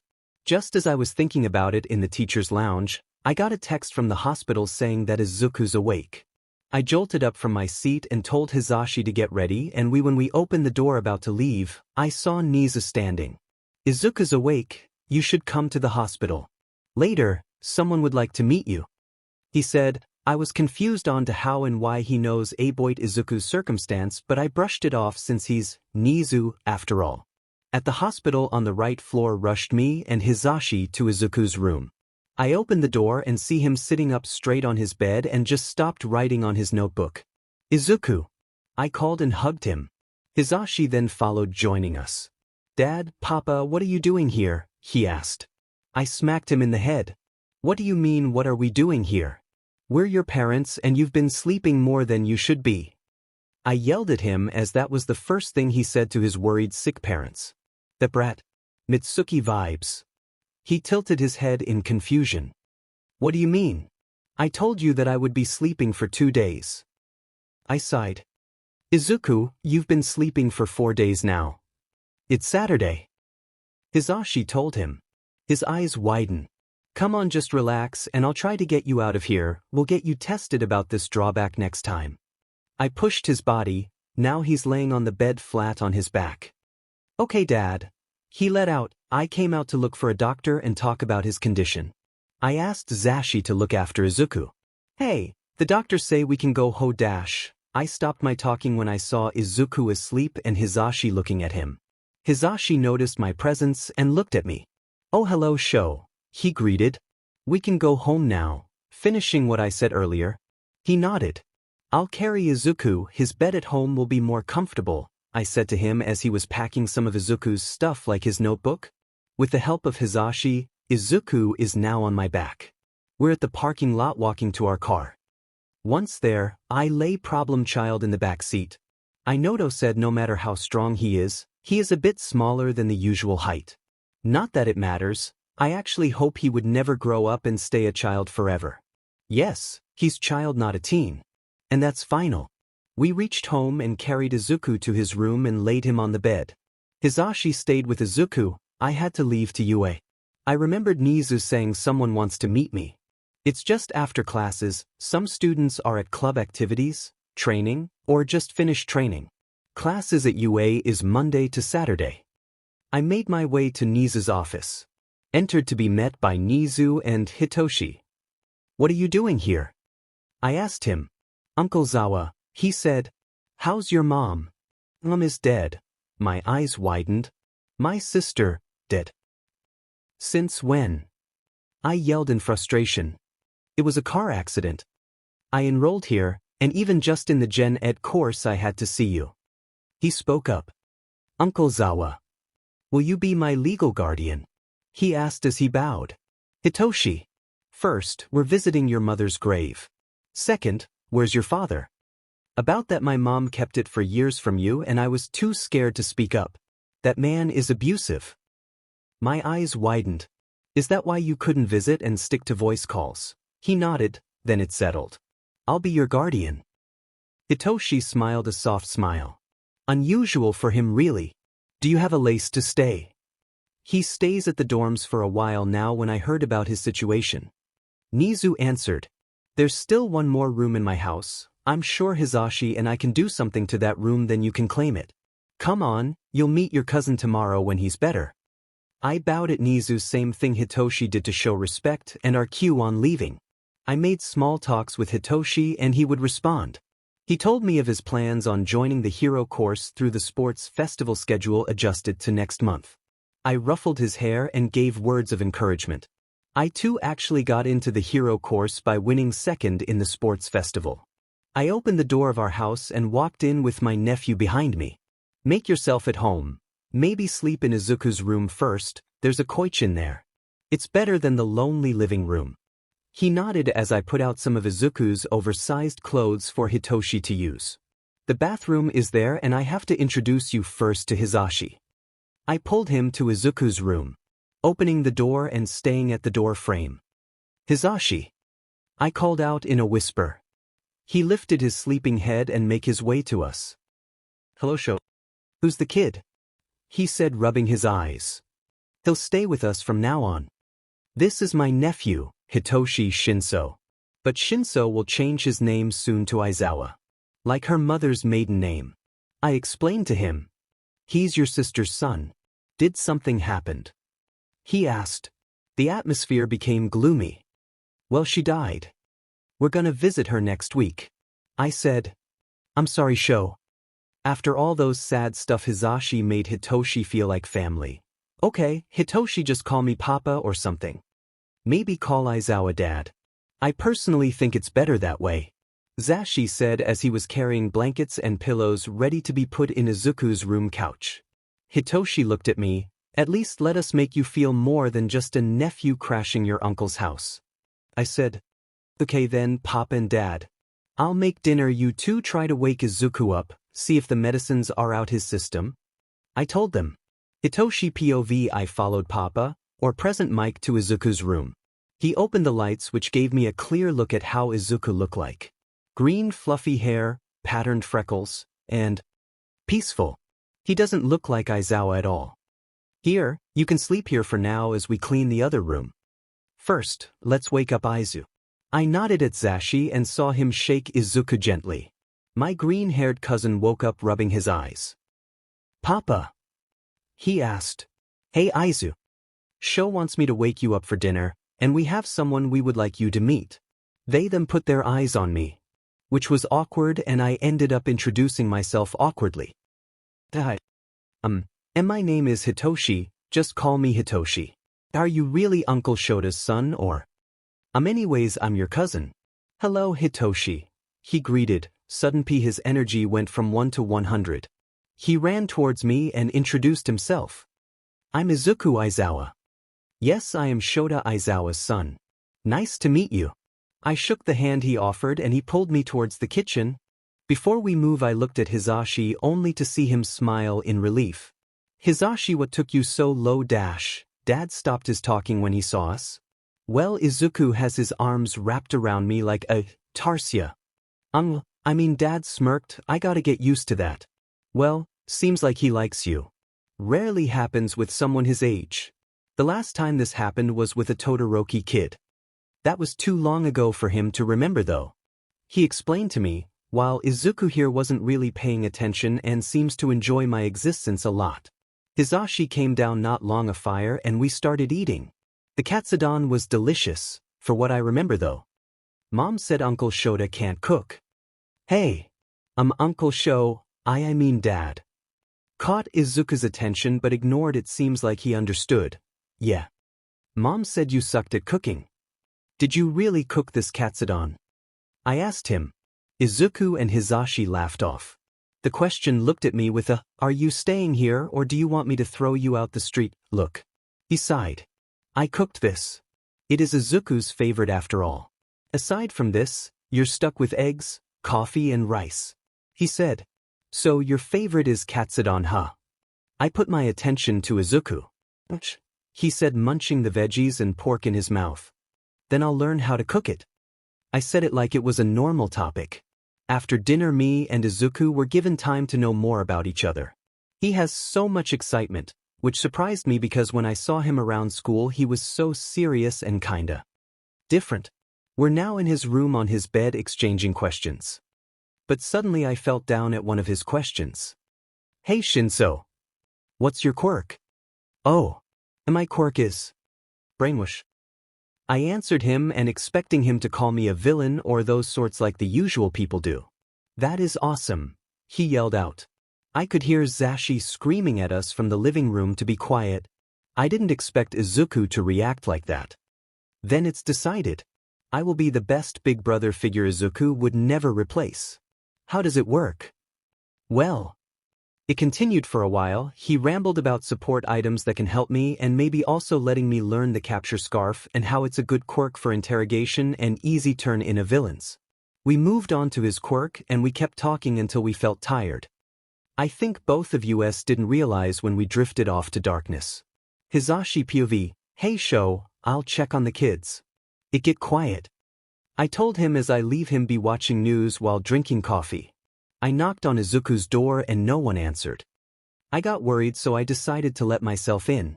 There I saw was a wholesome brother-like moment. Izuku and Hitoshi is sleeping soundly next to each other while Shota's cats surround them. I called Sho as I took a picture. It seems like not only Izuku liked Hitoshi but also the cats Shota brought home from patrol a couple weeks ago. I could tell he's stressed on how things will go between the two, even though positive signs showed. Shota came and looked at the two and smiled. "I have nothing to worry about then." Hitoshi POV, "It's been a week now. I don't really get much chance to talk to Izuku at school and Uncle Zawa, or Dad already is my legal guardian." I observed Izuku, since I wanted to understand him more if he's gonna be like my brother. I noticed he has two sides. A mature, serious and annoying side while the other is a shy and childish personality. I asked Dad and Papa the reason why, and they said it was just normal. The date of the sports festival is already announced and I see the hero course students training from our window. I noticed Izuku. He only does combat practices like doing moves against the air or something. Soon enough, Dad let them back in and I still have next subject before lunch. Maybe this time I could get Izuku away from those heroes. Lunch bell rang and some of my friends asked me if I wanted to go with them to the hero course. Maybe pull a little prank on them. In front of class 1's door we waited until an angry blonde guy opened the door cursing at something. That stopped when he noticed us. Huh. What are Renyu extras doing here? Not only angry but loud too. It was annoying. Checking competitors. I said monotonously. What do you think you're going on about? We're the hero course. He screamed. Talk about a big ego. Then there's this Ida guy who Izuku always hangouts with. He rushed in front of the explosive blonde. I'm sorry for his behavior. He apologized, bowing with his weird hand movement I usually see. I gave out the most edgy look on them. You know, even Gen Ed students can get through the hero course if they prove to be worthy in the festival. Which means one or two of you must be replaced. Most of them gave a look of worry while my classmates smirk, hoping they give threat. Then not 10 seconds longer I saw my little brother, maybe older brother. But I fit the big brother role more, walking towards the door talking to the Todoroki kid and that loud kid with the wind quirk. Toshi. He ran to me, giving me a hug as he screamed my name immediately after he saw me. I hugged him back. Hey Izu, I greeted with a smirk. Oh, childish side is there again. The Todoroki kid said. Toshi. This is Shoto and this is Inesa. He introduced both friends of his. Hey, you must be Hitoshi. You've been our conversation for a while now. Shoto said, holding out his hand. I shook it only to be pulled by an energetic Inesa. Let's be friends, okay? Too energetic, but okay. Aizu, how about we eat lunch together? I'll tell Lunch Rush to make you katsudon. His eyes lit up. Yes, please. Honestly, he's like a little kid. Stay like this forever, it's good healing. Come on Shoto, Inesa. I said to them as Izuku pulled me to the cafeteria and they followed behind. Leaving the extras in the dark. Imagine if I said that where Bakugo kid would hear. At the cafeteria, we fall in line to the counter and with the thought of using my quirk to Lunch Rush, well, things went the other way. As he saw Izuku in the line, he immediately asked what he wanted. Katsudon. Looks like I don't have to do anything.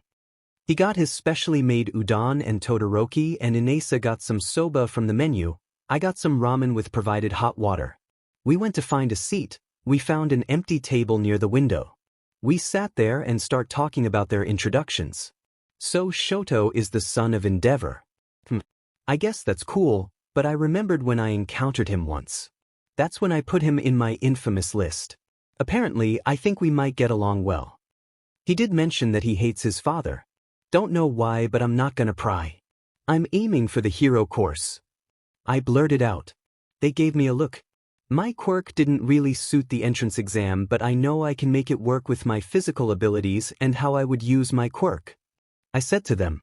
Izuki smiled widely, Inesa cheered, yeah, and Todoroki gave a soft smile. How about we help each other out so Toshi can join the hero course? Aizu suggested. Then, I'll join. Inesa shouted while Shoto was slurping his soba, nodding in agreement. I smiled at them. It wasn't the widest, but I know they knew it was most sincere. After school, I went home with Izuku and Dad took an early leave from his original schedule to train us. I feel kinda bad for Izuku though. He was training almost all day for the sports festival and he's still now. Of course his efforts were admirable. Wondering how 𝐒𝐻𝐿d he survived with Uncle Zawa's harsh weight, that was an understatement. Hell like training. We are in the backyard training our combat skills. Izuku helped me look for strategies and ways I could use my quirk. As of now, the mature, sly Izuku is his mood now so. He's way too serious. Anyways, I took a break and went to get some coffee for the three of us. Dad said Papa will be home soon to make dinner. I'm positive he'll beat us up to shape till we drop. He's got that shiz-eating grin right now and honestly, Izuku's already scared without it. Just made things a lot spine-chilling for the both of us. After 3 weeks of training, Dad and Papa decided that it was best to rest for the whole day before the big event tomorrow. Of course we took the chance to get some comfortable sleep without muscle pain and such. Izuku and I were just playing phone games in my bedroom before going to sleep. Well, we fell asleep before we even knew it and didn't finish the game. Who knew non-stop training would let someone sleep for almost 2 days? Anyhow, I woke up early seeing Izuku still asleep next to me. I took the cat away from his face since I don't want to risk waking him up. It's too early to prepare and we still got time. I left my bed fixing SME blankets to Izuku. Morning chills. Going to the kitchen to be met by Dad and Papa eating and making breakfast. How come I didn't smell it from my room? Eggs and bacon made by Papa. Coffee from the coffee maker by Dad. I sat at the table and Papa slid a plate with breakfast to me. It got my tongue and stomach excited that I munch happily. We don't usually get to eat this kind of meals during breakfast because of our parents' early schedule. Leaving Papa with his bad habit of waking up late than supposed to and Dad making tasteless eggs. He always forget to put salt because he's sleep deprived. Ended up Izuku cooking a fair egg and we just put it in toasts. As I was munching to my food half done, Izuku came to sight from the hallway holding one of the cats and his other hand rubbing his eyes. He gave a yawn. Seeing the cute sight, yeah, he's definitely the little brother. Morning. I greeted him. Morning Toshi, after walking a little bit more towards us. Morning Dad, morning Papa, he yawned again. Morning. Morning, both adults replied. I think the school gates are open now. Let's get there early before the audience and crowd gets too big. They're pretty hard to control. Dad said before sipping his black coffee. Izuku and Papa nodded vigorously in excitement and I just gave a quiet, okay, leading them to pushing is to get ready after eating our meals and finishing our coffee. Now at the front gates of UA, Some civilians, or rather our audience later, are now lining up showing their ticket. I could see some heroes too. Of course Izuku was most excited at this sight. I had to pull him away from the heroes he tried to question. If not me, then Dad with his capture scarf. As we were walking, we were approached by a woman with green hair and orange something on her head. I didn't really know who she was until Izuku introduced her in a different way. Eraser. It's nice to meet you here. The woman greeted. Joke, Dad said, unentertained and somewhat scared. That's pro-hero Ms. Joke. Izuku yelled. Izuku POV. I haven't met her yet, so I was excited. She seems to know Dad. She waved at me after my yelling. Hey Eraser.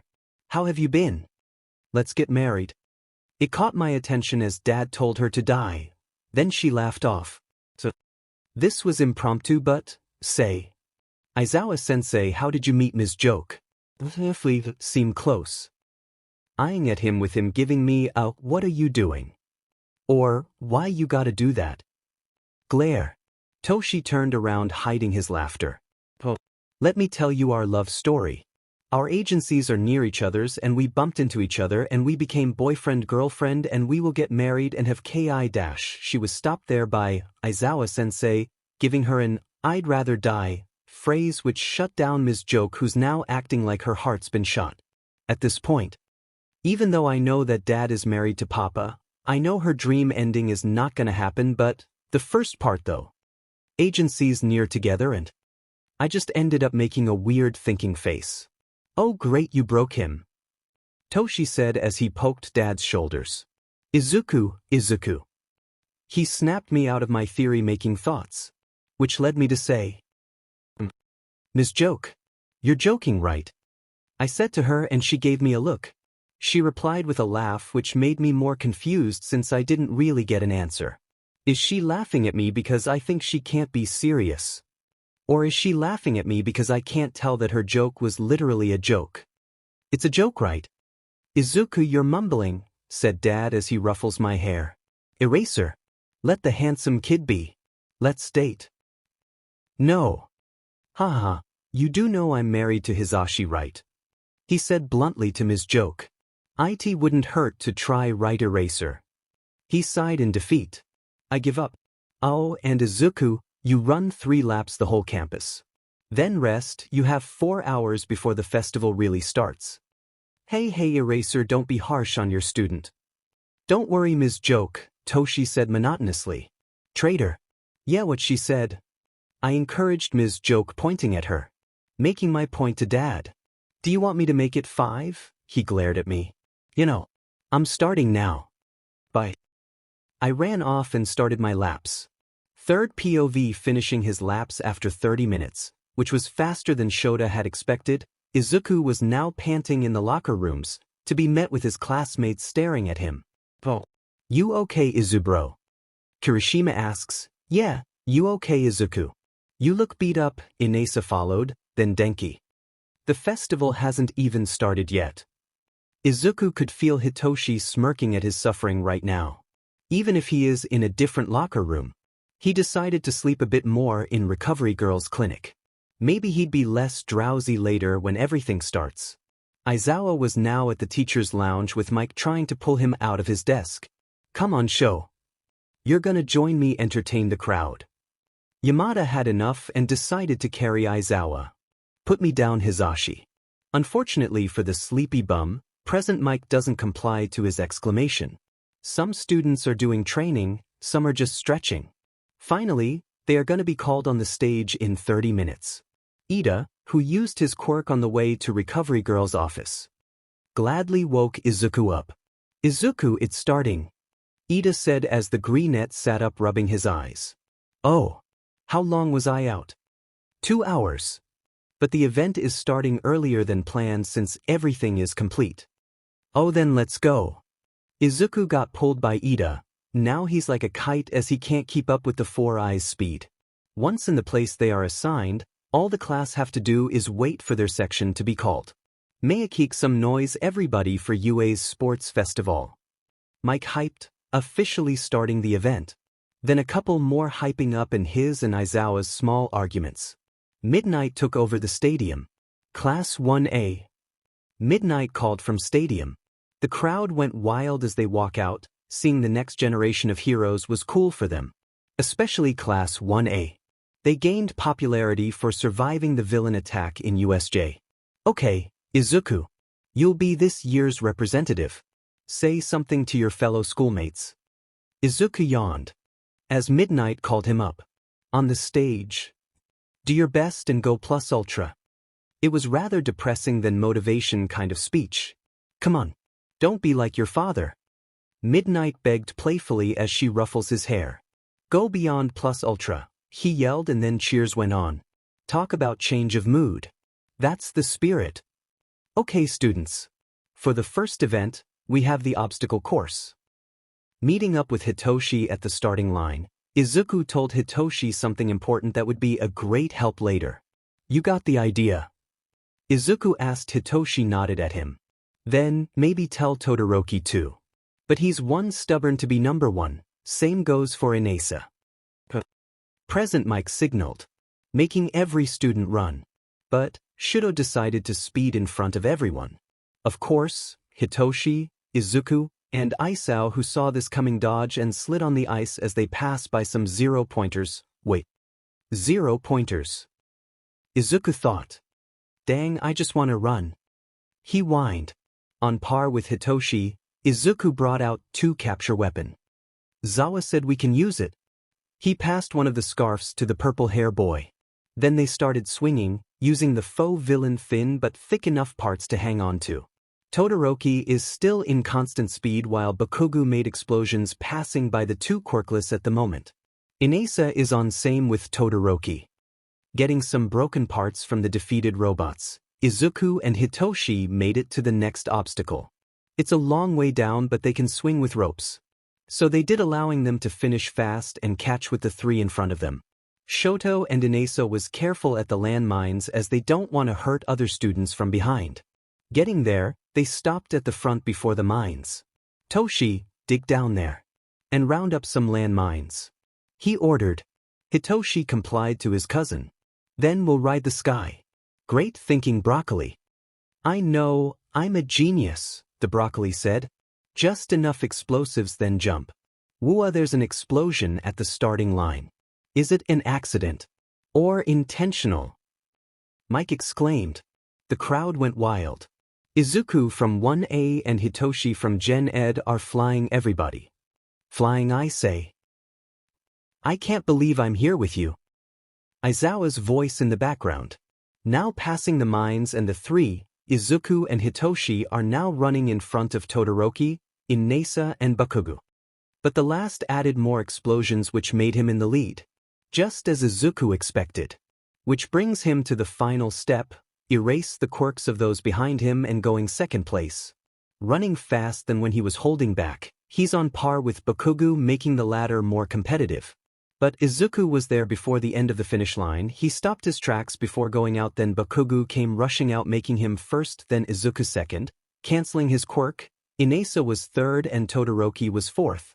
Hitoshi with the massive lead was fifth, then others followed. Why'd you let me go first? Bakugo asked.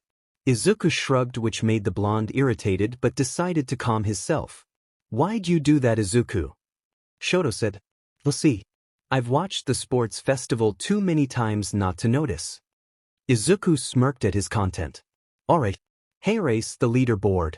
After showing the place everybody got, Midnight started to talk again. Okay, next event is the Cavalry battle. Okay, so here's the rules. Same rules as the anime, 10 million. Everyone shrieked except Hitoshi and the certain genius. You knew this would happen, don't you? An angry blonde shouted at Izuku. Well, it's not my fault you're first. He hustled. So this is the catch you were talking about. Inasa said, and Shoto just gave a small smile. Every second event, the winner of the first event would always suffer on something, though. In order to get first place, we need to steal that 10 million from him. Izuku said. And so, upon choosing teammates, Izuku's team is safe to say, overpowered. Third POV, Izuku's team was obviously with his friends and cousin. There were no rules that said strong people can't be together. They took advantage of that. Inasa, Todoroki, Izuku, and Hitoshi. Wow, Eraser, that group is insane. Is that even a load? Mike commented as they saw the four already planning their victory. Aizawa's sigh can be heard from the mic. There is no rule that states about teaming up aside from needing to have 4 people, he said monotonously. With Izuku and his team. We aim for second or first. Hitoshi said. Why second? Todoroki asked. I'm not sure of our victory over the 10 million. Izuku said. Oh, that makes sense. Inasa was ready and full of determination. Then Izuku started talking again. Well, we have 3 options. The 3 began to listen intently at the greenette. 1. We take everybody else's headbands and ignore the 10 million. 2. We steal the 10 million. 3. Izuku smiled, almost just eating as his father. This sent chills over his 3 friends. We steal every headbands including the 10 million worth. You're crazy, Izuku. Hitoshi yelled, catching the attention of many. Sorry, but winning full out in this game would be fun. Izuku said, intentionally making his voice loud and clear to taunt other teams. You looking down on us? And other same comments were made by the other students. Hyping up the crowd, I see. Todoroki said. You really wanted this to be hard for us, don't you? Hitoshi said. Is this revenge for laughing at you earlier, Izuku-kun? Inasa asked. Nope, actually. Toshi, you're the writer. You can brainwash other teams to give us their headbands. Aside from that, you're good at pulling off stunts sneakily. Same as dodging. Why me? I just said the reason, dum-dum. Izuku gave him a bruh look. Then he continued, Todoroki, you're at the right side. Go all out with your ice. Inasa, I need your whirlwind strong on the left. You both will be great for defense. I'll be front and try to erase quirks from looking side to side and up and down.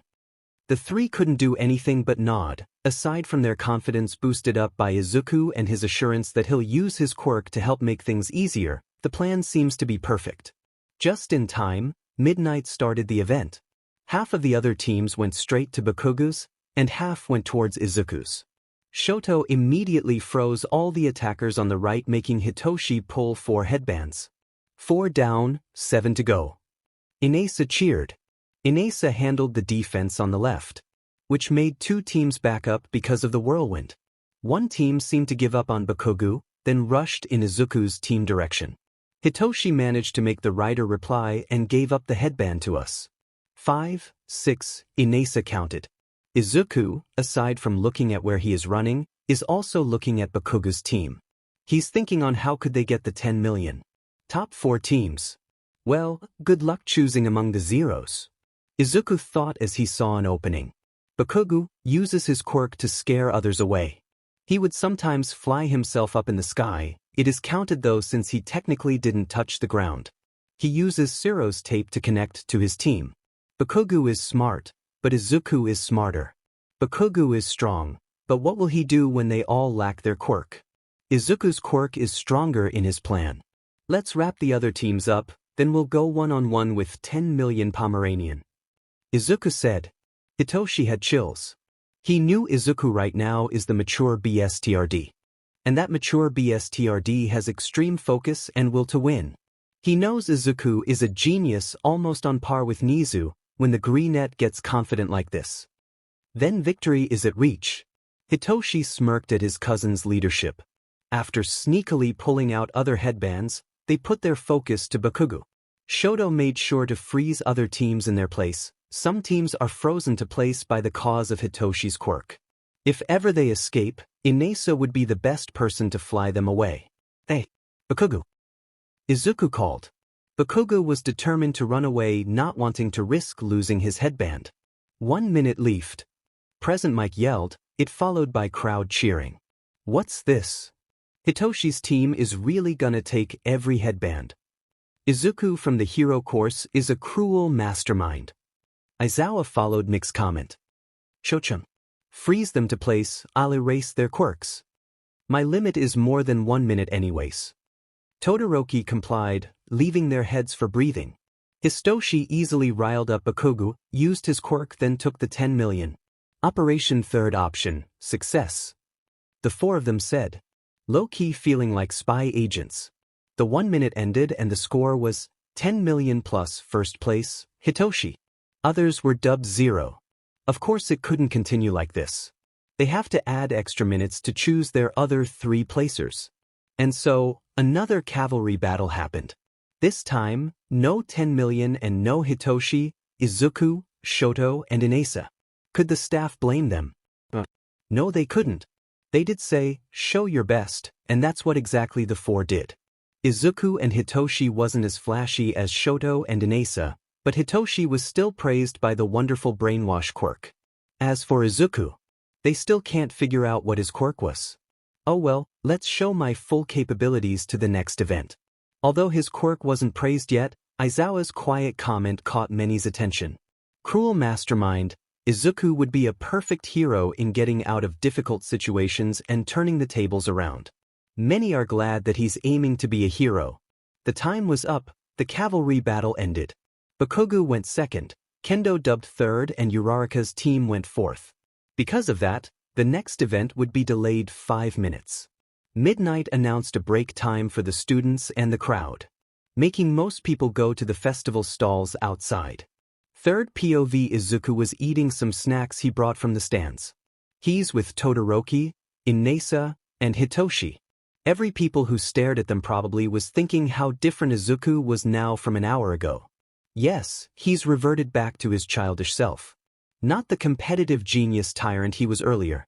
People look at them like, what happened? I swear those 3 have fear in their eyes earlier. Is he even the same person? Most people murmur among themselves. Izuku is giving off Akashi Kuroko no basket vibes. Break time would end soon. Official one-on-one battles will start after the unofficial ones. The teachers held unofficial ones for those who didn't make it to the official ones. That was redundant, but point is, this is a school sports festival. Everyone should be given a chance to enjoy. The students who played unofficial matches are finally done, and it's time for the qualifiers to enter the stadium. Overall there are 16 students, if the pairing are as Izuku predicted. He and his friends should go head-on-head at the end. Welcome to the official final event of this sports festival. Greeted Midnight. The crowd cheered as they want to see how strong quirks are gonna go against each other. Unfortunately, some won't be able to show off their quirks. Midnight went over with the rules again before everything else. Let's call on from this side, Hero Course Izuku. Present Mike announced to the crowd as the green-net run out the tunnel-like entrance. From Class B Hero Course, Juzo Hananuki. The Class B boy entered the center stadium. Hananuki, his quirk is softening. Earlier, Izuku saw him soften the ground, making it look like having a quick sand on the floor. He teamed up with Kendo, Tetsutetsu, and Ibushi, earning them the 3rd spot for qualifiers. Hananuki could easily win by sticking his opponent to the ground by using his softening. But that wasn't the case. Just as the signal went, both boys immediately activated their quirk. Juzo was sure he'll get the green net. To his surprise, no quicksand effect happened. WW. The looks of his quirk not activating made him stammer in shock. He looked at Izuku. He was just smiling like a child a few seconds ago. What the hell happened?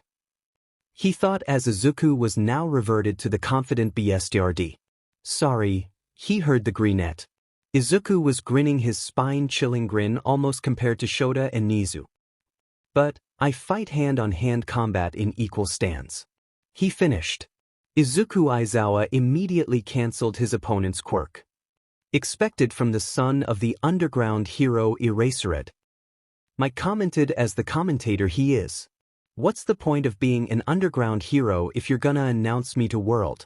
The sleepy voice of Izuku's father was heard again in the background. Eraser has a son. Another green head shouted from the crowd. Miss Joke. She gave a defeated look easily seen by everybody. Put that aside, everyone was now focused on the match. One-on-one combat. Unfortunately for Hananuki, he relies on his effectively long-range quirk too much than close combat. He lost the round by Izuku cornering him out of bounds. Call Izuku a cruel mastermind, but he's not that cruel to knock down a weak, at least for now, opponent off. Izuku did hope that Hananuki realized that he lacked quirkless training. If his opponent realized it, then Izuku deemed him to be a strong opponent next year. Basically, the Greenette made his way up by fighting without a quirk and winning by combat fighting, which most of his opponents lack. Hitoshi happened to win by combat if his quirk didn't work. But it mostly worked. The purple head was good at logical ruse and riling people up to their core. Inasa used his strong whirlwind push his opponents out of bounds. Shoto mostly stuck with the freezing your enemy in place plan, making the four the last contenders in the event. Hitoshi is in the locker rooms thinking of what he can use against Todoroki in his next fight.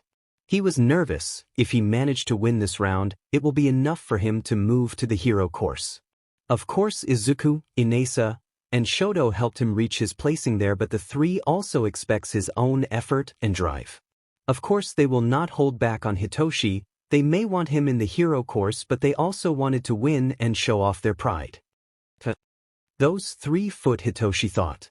While trying to think, Izuku was kinda interested in someone's quirk. Shiozaki, the green-head girl, said her quirk was named Vines. It's a strong quirk, she knows how to use it well. If Izuku would go up against her with a different quirk, Izuku was sure that there's a higher possibility of her winning. She knows how to strategize with it as well, like how she used it as shield from Denki's quirk. More muttering came from Izuku. His classmates couldn't help but poke at his shoulder and give him a laugh. Izuku-kun, you're muttering again. Called Ochako. Oh, sorry, he said. It's not every day I get to see other classes' quirks. Well, that makes sense. Ida said. His phone went ringing after like on cue. I'm sorry, I have to take this. He excused himself and went to a quieter place away from the crowd and arena. Izuku and Aizawa are now sitting together waiting for the next match to start. Izuku then started analyzing both sides. Shoto has an ice quirk. He'll probably overuse it if he doesn't catch Hitoshi. He'll be forced to use his fire side, but I doubt that he'll do that. As for Toshi, he has good reflexes, and if used right, the capture tape would be great of help. He could easily avoid Shoto's ice attacks. Over time, Shoto would probably tire himself and slow down. Having Shoto talk would be less of a chance. Of course, more muttering after that. Inasa just let him be. He didn't mind, at least he'll understand the match better. But I doubt it's the same for the others. Finally, his mutterings stopped as Present Mike called Hitoshi and Shoto. Begin. Midnight said, pulling her WHP down. As expected, Shoto sent ice to Hitoshi. Everyone expected Shoto to win as this match continued with him attacking and Hitoshi dodging successfully. His right side is starting to show frostbites. Izuku's side from the sidelines. He'll never win like this, Izuku said. Most people around are confused whether he's talking about Hitoshi or Todoroki. Hitoshi has a lot of stamina and great parkour reflexes. He can go on all day, and it has only been 5 minutes, Izuku said, catching the attention of not only the students but also the heroes sitting near. He's trained to endure fights and dodging to survive a whole week even without sleep. Right now, he can only do a day, but that achievement itself is already wonderful. Shochan, on the other hand, isn't giving his all and chose to use only one of his powers. His weakness is starting show from the beginning. Izuku said. Some agreed and some didn't. The fight was rather boring for Izuku. He couldn't help but interfere. Hitoshi POV, it's been 5 minutes. 5 minutes of me dodging his ice quirk. Shoto Todoroki is obviously stronger than me. I only have to work harder than him in order to keep up with him. He says he does his best, but using only half of him isn't really best, right? If he keeps up like this, the battle will soon be in my favor. That's it, tire yourself up, I said, smirking as I dodge another one of his attacks. Who does he think I am? The amount of time I spent with Izuku and Dad are full of training. I worked hard enough to continue dodging like this all day. It annoys me. It feels like he isn't taking me seriously. More ice and more frostbites for him. What a strong quirk. Unfortunately, he doesn't use it to its fullest. It's been 10 minutes. His attacks are just getting slower, more frostbites form on his right side, and he still refuses to use his fire side. I've been dodging, sliding and hiding on and behind his ice, using it for my advantage. I still managed to survive the temperature. I'm getting bored and hoped he would drop. Izuku would not be satisfied with me winning like this. As expected, like on cue, just thinking about it. The devil's voice was heard from the crowd. Todoroki, he shouts, catching my opponent's attention. You'll never win like this. It's your quirk, not his. Deepening, he just had to make it harder. Thank you, Izuku. I hear Todoroki mutter. I gave a scowl at Izuku as he sat back down, devil smirking at me. 𝐴𝐵𝐺𝐻𝗪𝐷, I let out in a raspy voice. Guess you are like your father after all. I pointed out as he outed his flames at me. He was so much into the moment that he responded, I am not. He exclaimed angrily. I used my quirk, making him stop his quirk and go face blank. Run out of bounds and make sure to dodge everything on the way. I said. The process was quick. Shoto Todoroki is out of BOs. Hitoshi wins. Present Mike yelled. And that secures third place. I muttered to myself.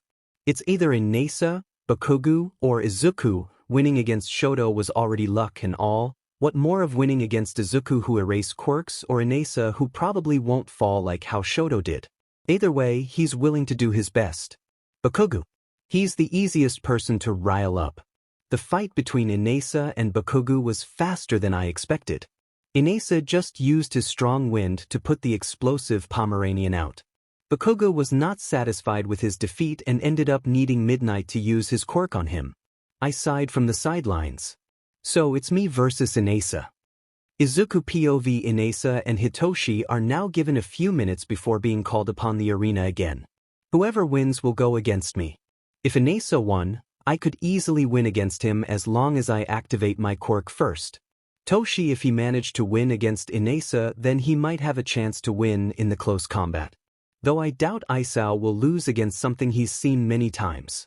I just checked on Shoto. Unfortunately, he's passed out, so I cannot really talk to him. He overused his quirk, more than his limits. I came back with the crowd, getting praised by some while at it. I just bowed sheepishly. I feel like a simpleton by easily taken away by simple compliments. The match was just starting. Inesa and Toshi are just waiting for Midnight's signal to start. The moment that time came, Hitoshi lost. Inesa didn't even let Toshi speak or taunt him. A lighter whirlwind than usual, but enough to put Toshi out of bounds. I sighed. Well, at least he made it to the hero course. A few minutes break was given again before the final match. Inesa. I know my victory. Third POV. Okay class, today we have someone new joining us.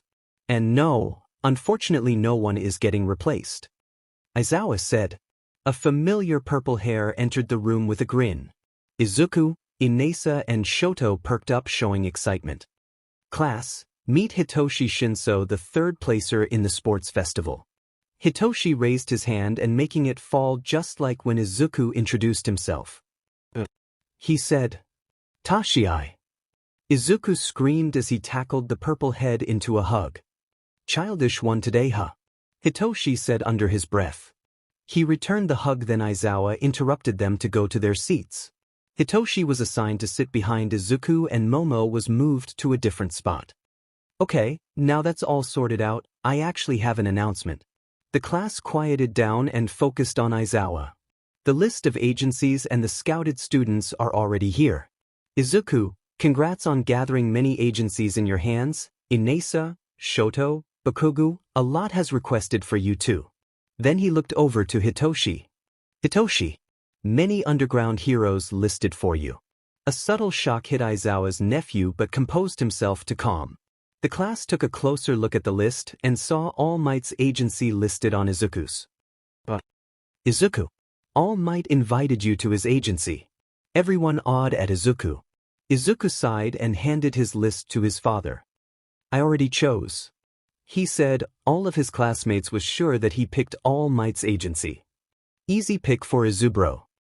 Yeah. He will go to the best. So, when do we start? He asked Aizawa. The father gave a smirk and said, tomorrow, 11 at night until 7 in the morning. He said proudly, making Izuku excited. What? The class exclaimed aside from Inasa, Shoto, and Toshi, who probably saw this coming. What? The greenette tilted his head to his classmates. But All Might invited you. But Kugu exclaimed. Well, All Might and my fighting style is just too different. He said. Besides, this old man here has my training schedule. He's just gotta upgrade it to another level. He added as he goes back to his seat. Well, the rest of you decide until next week. And since I'm not the best with this stuff, Midnight would join us. On cue, the hero slammed the door open and greeted the class. Izuku had to smack Kaminari away from his nosebleed. Aizawa, she exclaimed, trying to hug the lad. Get away from me, woman. She huffed and crossed her arms. After spoiling you with so much gifts, this is what I get in return. Playfully whining. I'm taking back the PlayStation I bought you last year. Izuku made a look of horror. I'm sorry. I love you so much, Auntie. I'll happily accept hugs and feel free to give me more gifts. Izuku said with a lovey-dovey begging tone. Shoto, what have you been teaching this kid? Nemuri scolded. Aizawa turned away from the wall in his sleeping bag. I don't know what you're talking about. The sleepy man said, then immediately faced the wall again. Not even 5 seconds later, snores can be heard. Anyways, I'm here to tell you that I'll be helping you out with your hero names. She said happily. The class became excited. Izuku became quite problematic. I haven't really thought of a hero name. He mumbled to himself. Izuku POV, I plan on going as something similar to Eraserhead, but Papa would just tease me about being too much of a big fan of Dad. Don't even get started about how high the possibility of Auntie Nemuri will join in the teasing. A hero name, and now that I think about it, it doesn't really matter, right? I plan on being an underground hero anyway. Maybe I'll let Sho-chan or Toshi or maybe Inasa. I think he'll be good with this stuff to choose for me. And the dash. Izuku, you're mumbling loud enough for everyone to hear. Zawa said from his sleeping bag. And do take picking a hero name seriously, look how I got my name. He added with a tired sigh. Auntie Nem started laughing hard, remembering how Shota got his hero name. Buwaha. Present Mike chose the name for him. Eraser here didn't really bother to choose a hero name since he's just gonna be an underground hero. Auntie Nemuri was still laughing her laughs off, forgetting her reason of coming until Dad cut her happiness. Okay, you're wasting time now, go start. He sighed again, then went back to close his eyes. Well, Shoto stuck with his name, so nope. I don't think I'll get any good ones from him. So basically I'm double thinking now, hoping I could ask one of my classmates for help since I couldn't care less. And I'm thinking of a hero name still, even though I couldn't care less, because what if their suggestions SCK? I made a dreaded face unknowingly. Hitoshi seems to be thinking still, maybe I won't get anything out of him. Inasa, I don't know why, but his names seem. How do I say this? Military. Well, he could be a general if not a hero. I sighed, banging my head softly at my desk while my classmates try to find a name. Then one name caught my attention. Lord Explosion Murder. Is that even a hero name? I thought. Of course, Midnight directly rejected the name. The loud blonde went fuming as he directed to his seat. Then he kept mumbling stuff to himself. Katsuki POV, dumb teachers won't accept my hero name. What's wrong with it? It sounds cool. 4-year-old Izuku agreed with me, damn it. Sigh, who am I kidding? 4-year-old, what other names have we thought of? Wait, Ground Shaker. No, not that I remember ground, but what's the other thing he said? From Ground Zero. I silently grasp out. I immediately change it, then waited for a turn in the front. This better work, cause I got no other names. When I was 4, I had a friend.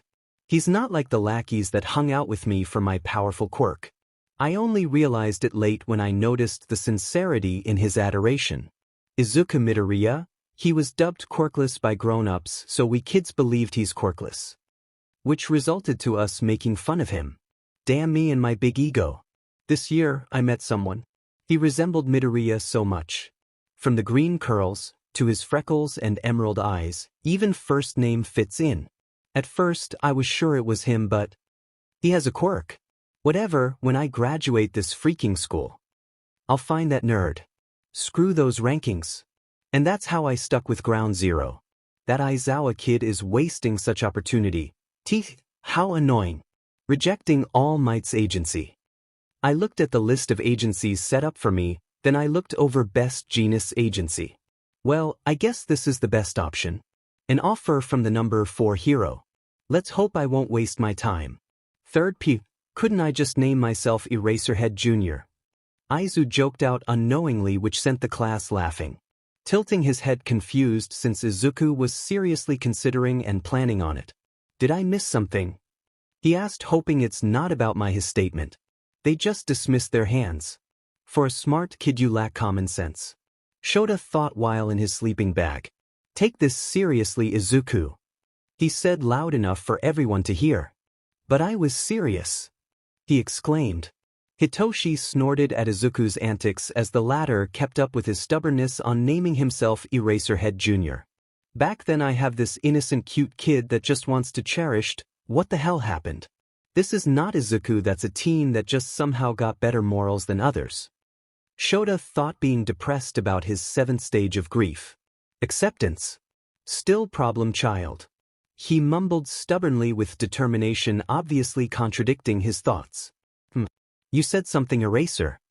Nem asked, which the raven-haired just ignored. Nemuri pouted and continued with her job. After everybody was finished. Izuku. Sei called. The green-haired is now walking to the front, not sure if he should really use it or not. He breathed in then out, then showed Eraserhead Jr. The class exclaimed. Izuku then gave a smile. Just kidding. He then showed another board that wrote time skip. Tomorrow everyone is going to school in the morning to see if you are contented in your agencies of choice.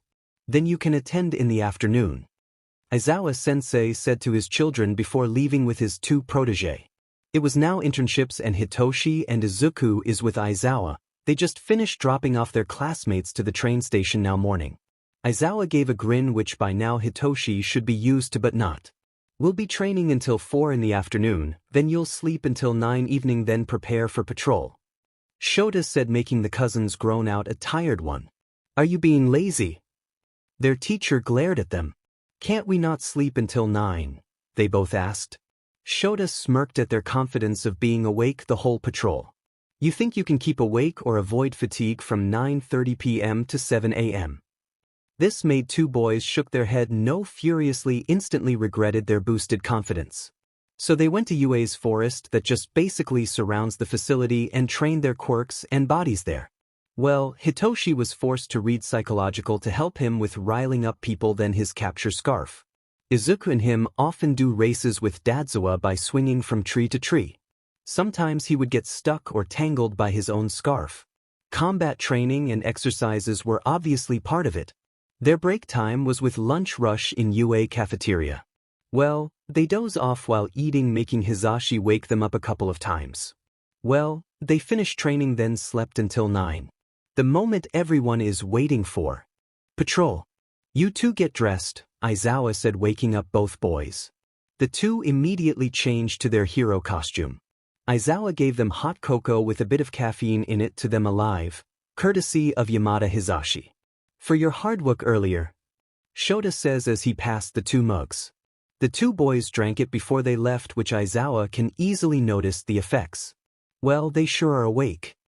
He thought. Both younger followed their teacher into an alley, using their capture scarf to pull them up to high ground, and started jumping rooftop to rooftop. Aizawa gave tips to them as they jumped, looking for activities. Make sure to avoid doing this because those kind of remarks. Then 2 minutes later they heard a scream. They looked at each other. Follow the direction of the sound, and surprise, surprise, you can engage with me but no quirks. Even for you, Izuku. Shoto said as they make their way to an alley. Sure enough, they were met by a rich-looking woman cornered by muggers. This type of occurrence is the usual, so you'll need to get used to this situation. He said as they caught sight of the crime. Their name's SCK, but they can still change it anyway. Shoto admitted in his thoughts. Simon, Sakujo, engage battle. Third POV. The class was happy to be back from their 1-week internships. They are grateful that their classmates survived the stain incident. Apparently, Shinso and Aizawa were patrolling the area. Aizawa did notice Ida's reason to come at Hosu. Besides, Shinso would be perfect to match the hero killer just in case he is needed. Everyone was there chatting about their stories and experiences. Bakugo is being laughed at by Kirishima, Siro, and Denki. His hair stuck to the gelled style best Genus did to him. The angry Pomeranian kept on shouting complaints and other more curses. Shinso! Ochako called, making Shinso look at her. Where's Izuku? She asked. The thought of Izuku made Shinso laugh until he heard the door open, revealing a very tired Aizawa. Well, 10 times more than he looks, and everyone in class can agree.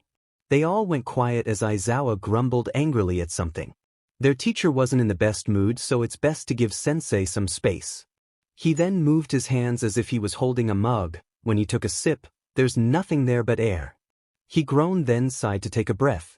Hitoshi, can you get my coffee in the faculty room? He asked. Shinso obviously complied as he admitted that what Aizawa did was quite tiring than patrol. So he walked out the classroom, then walked the halls. He reached the faculty room door and opened it only to be with a kid who's hugging his leg. Toshini! Toshini! The boy chanted before giggling. Izuku, what are you doing here? Hitoshi asks as he picked up the young toddler. Less than or slanted equal to a dot inside greater than or slanted equal to a dot inside less than or slanted equal to a dot inside greater than or slanted equal to a dot inside less than or slanted equal to a dot inside greater than or slanted equal to a dot inside less than or slanted equal to a dot inside. Well, how did it come to this? 3 muggers surround the rich-looking lady. With a capture scarf, Izuku pulled the lady away from the criminals as Aizawa and Shinso jumped in action. 2 of them showed signs of quirks, but Aizawa managed to erase both because of the narrow space in the alley. 1, though, didn't show signs of quirks. After making the victim leave and assured she was safe, Izuku called the police. Aizawa and Hitoshi focused on the 2 attacking, forgetting the 3rd one. Then after knocking out the 2, Aizawa and Hitoshi turned around to see the muggers sneaking behind Izuku. Quirk activated and managed to hold Izuku before Eraserhead could even use his quirk. Shinso ran to the villain and beat them up. That time, Aizawa was sure that he erased his quirk. Gathering them up with quirk-canceling cuffs, the police arrived. Then they turned to Izuku to see him crying and small. So this is the 3rd mugger's quirk. He will be fine, Aizawa. The quirk will wear off in 2 weeks. Recovery girl said. It's like when he first got here. She chuckled. What about his memories? Aizawa asked. Well, he can't remember you. Ask him his age, maybe you'll understand. She said, walking off with her cane. Aizawa sighed and made his way to Izuku, who was being entertained by Shinso. Izuku, how old are you? He asked. The boy looked at him with bright green eyes. Then put up his hand to show 4. What's the last thing you remember? Me and Mama about to watch a hero movie with Kaken. He exclaimed. Toshini-chan played heroes with me. He added as he smiled. Shinso chuckled as he enjoyed his supremacy at the supposed older kid. Aizawa sighed again. So it's before he met me. I hope he's the same back then. He said. And then the child started to frown. Kaken, he said. What the hell is a Kaken? Aizawa had no idea. Then tears streamed down. I want Kaken. He yelled, then cried. Shoto remembered that Izuku was quite clingy back then. Izuku, I'm your... Shoto said as he hugged Izuku. I'm your dad, okay? Izuku looked at him. Tears started to slow down. Daddy. He tilted his head. Yes, Daddy. Is it okay if you'll stay with me for a while? Mommy has work.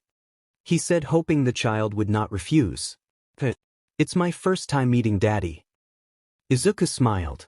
If he was like this back then, what the hell happened to him? Hitoshi asked Aizawa mockingly.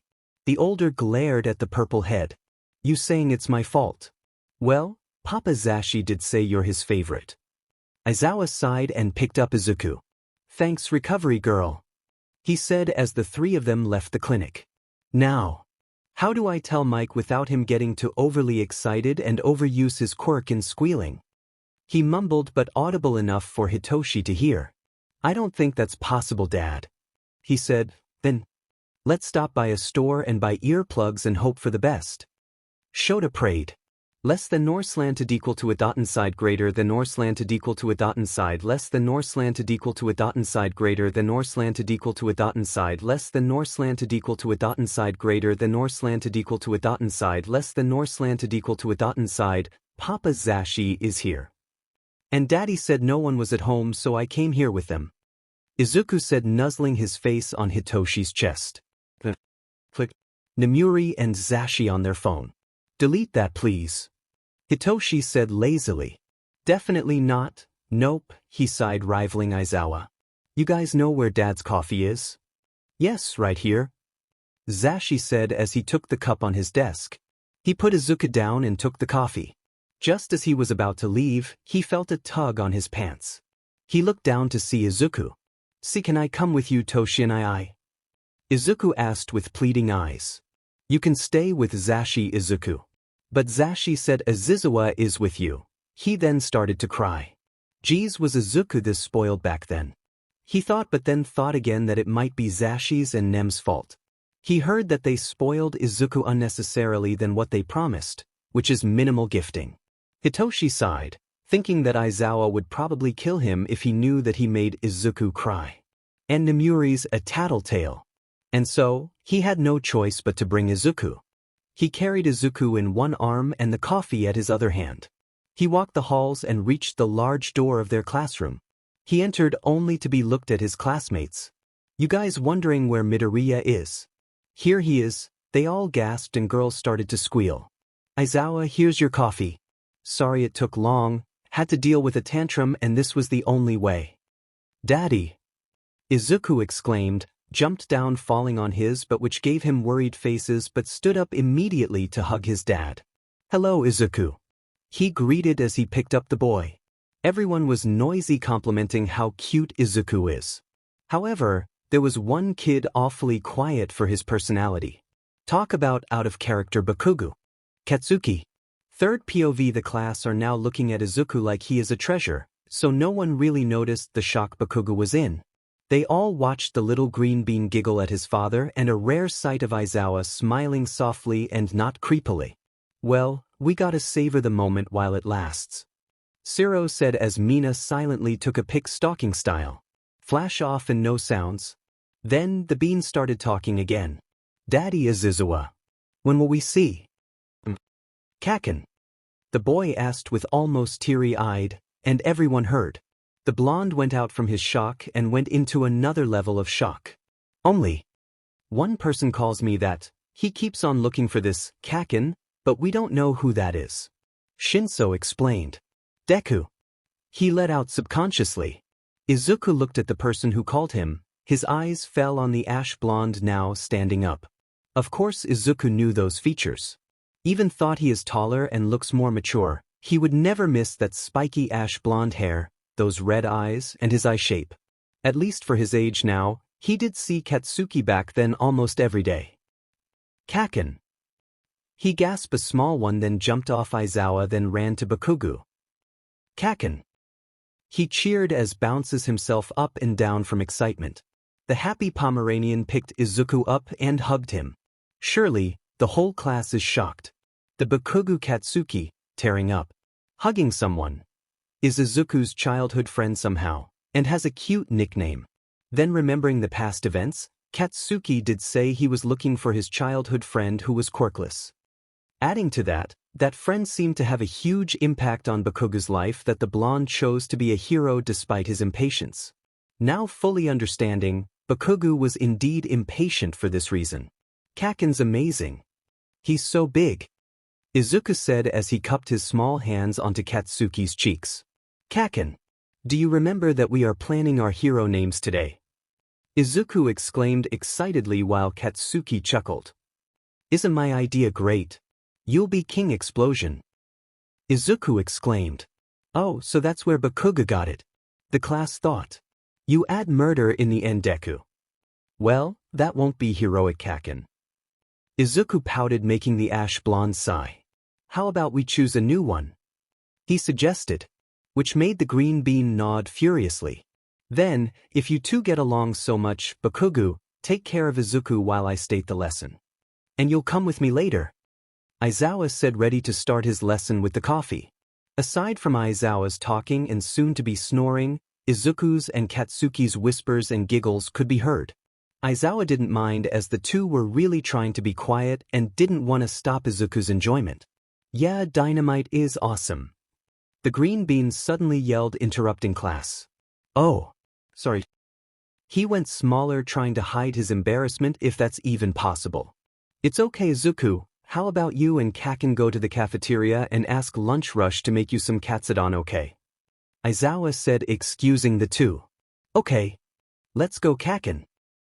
Less than or slanted equal to a dot inside greater than or slanted equal to a dot inside less than or slanted equal to a dot inside greater than or slanted equal to a dot inside less than or slanted equal to a dot inside greater than or slanted equal to a dot inside less than or slanted equal to a dot inside. The two had waited in the cafeteria eating katsudon and pork cutlets while Katsuki is entertaining young Aizawa. Lunch is probably just minutes away, no longer than 5, so they should be here soon. And soon really came. The whole class was now surrounding the two and Izuku's shy side showing hid in Bakugu's chest. It's all right. They are friends. Right. Katsuki said, giving emphasis and a look over the class. All of them were on the verge of crying when Bakugu acknowledged them as friends. Even though it was only done for a reason and not fully sincere in his words. Deep down everyone knew they're friends with Bakugu, although he never said anything. Deep down Bakugu knew they are his friends, but talk about pride and ego. The little broccoli raised his head up to Katsuki. They are. Katsuki nodded. They aren't bad friends, right, Kaken? Yes, they aren't bad friends. The broccoli smiled at this, then proceeded to meet everyone. While others are cooing at Izuku, a certain blonde is problematic on his studies. Kirishima, can I see your notes in biology? No, Kaminari. The redhead replied. Please. The blonde pleaded. Kirishima sighed. Fine, but you have to be my power bank for the week. The two happily went over their notebooks and notes while an irritated Bakugu just sat there, well, irritated for their dumb brains.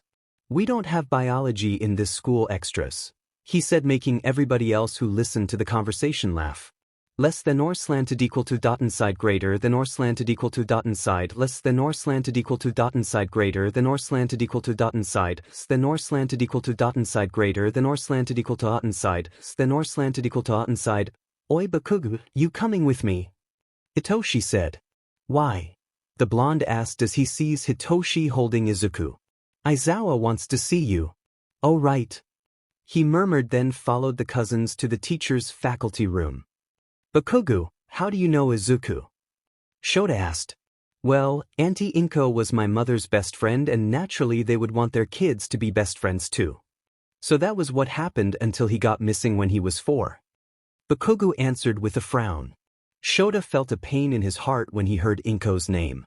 That was my bad, Bakugu. I should have asked Izuku about his old friends after taking him in.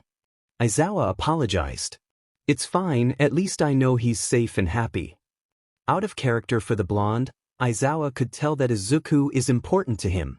I wanted to become a hero because of a promise I made with him and to look for him. The ash blonde continued. Well, Bakugu, feel free to visit our house every time when he gets back to normal. Aizawa said. Sensei. I have a question. Aizawa raised his brow to Katsuki. What is it? How did Deku get a quirk? I was told he was quirkless, Bakugu let out. His quirk is an upgraded version of mine. It somehow erased its own while preparing for it to manifest.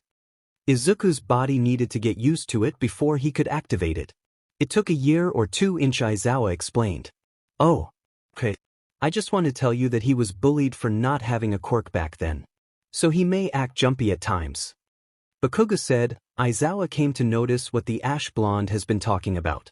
Izuku was indeed jumpy at times over the week. Sensei. I want to change my hero name. This perked up the head of Shoto and Hitoshi. Dynamite. It seemed better than Ground Zero to Izuku. He said. Dynamite. Hitoshi repeated. Izuku took out a piece of paper from earlier to show what they wrote. The messy handwriting of Izuku showed, Dynamite, Shoto was amused. I guess that is better than Ground Zero. But it's cheesy. He added in the end. Whatever, as long as Izuku likes it, he grumbled, not letting the words come out audibly. Aizawa then proceeded to change his files. Hitoshi, you should change your hero name too. Something easy to remember.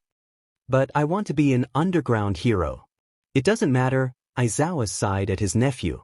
Easy to remember so other heroes could easily contact you or think of you when they need help. Also get help from Izuku, change his name too. He seems more creative this age. The black-haired man said before disappearing into his sleeping bag. Welp, I guess I'm taking care of you now, bud. Hitoshi said. Toshi and I. Izuku chanted happily. Bakugo, you're coming with us. The purple hair invited. Where? Our house. Yagi Toshinori, All Might, POV. Last year, I met 3 boys. One was in an abusive household, the other has a hero as a father, the third one got involved in a villain incident and defeated the villain by himself with the heroes just standing in the sidelines. All 3 are made my choices, but I can only choose one. Izuku Aizawa, the son of Eraserhead. I met him a year ago before the new semester starts. The boy just kept on improving and showed hero potential that I had back then. Despite being a mini Shota Aizawa, he still knows how to smile and assure people they can count on him. But his nature of being manipulative can be scary. Not that I doubt his aim to be a hero, it's actually great that a genius can help the world. It's because unintentionally, I heard a conversation. Izuku and Eraserhead were talking in a lone teacher's lounge. The kid wanted to be an underground hero, hide behind the shadow of the famous and well-known, to infiltrate crime groups, then arrest them with no public record on him.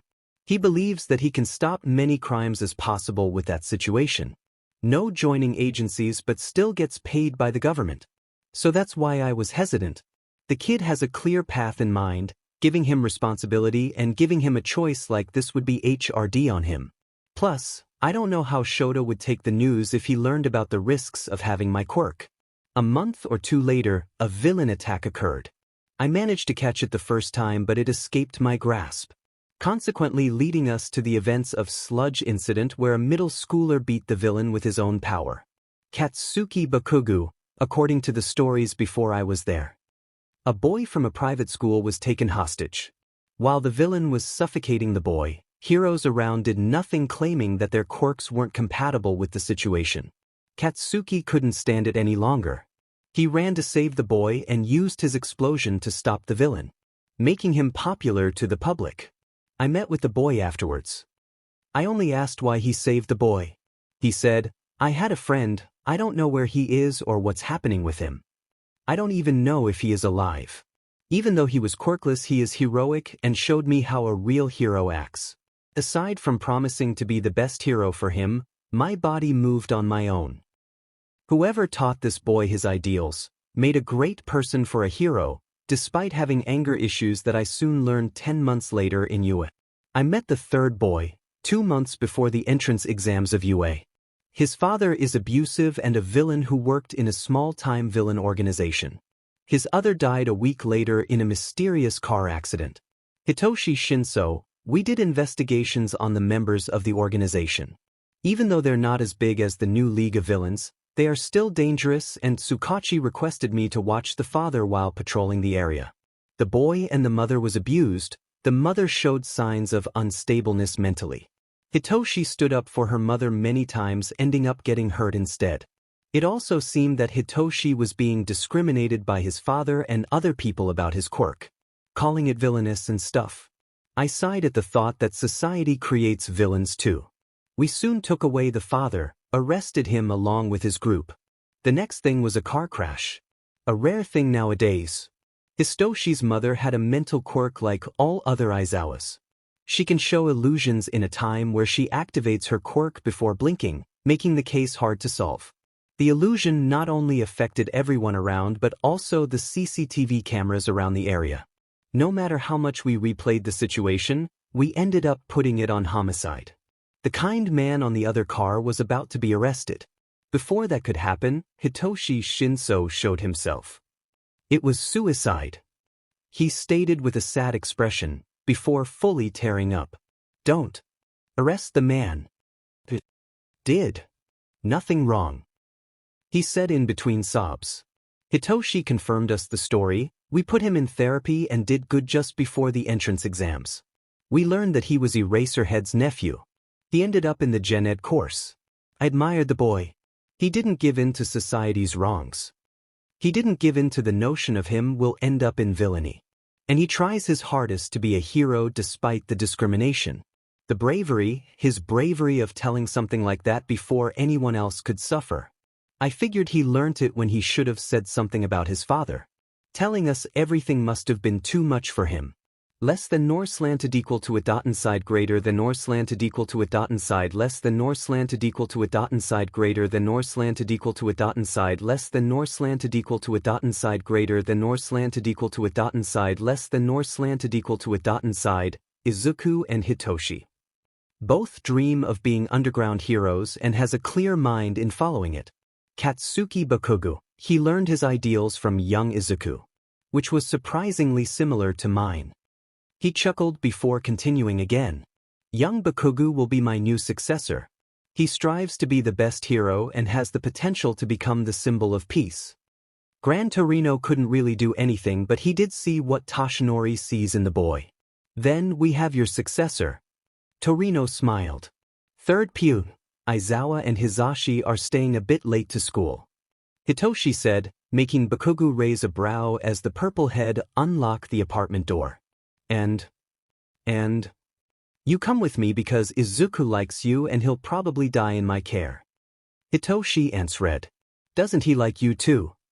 Hitoshi sighed at Bakugo's words. Yeah, of course he likes me, I'm his acting brother.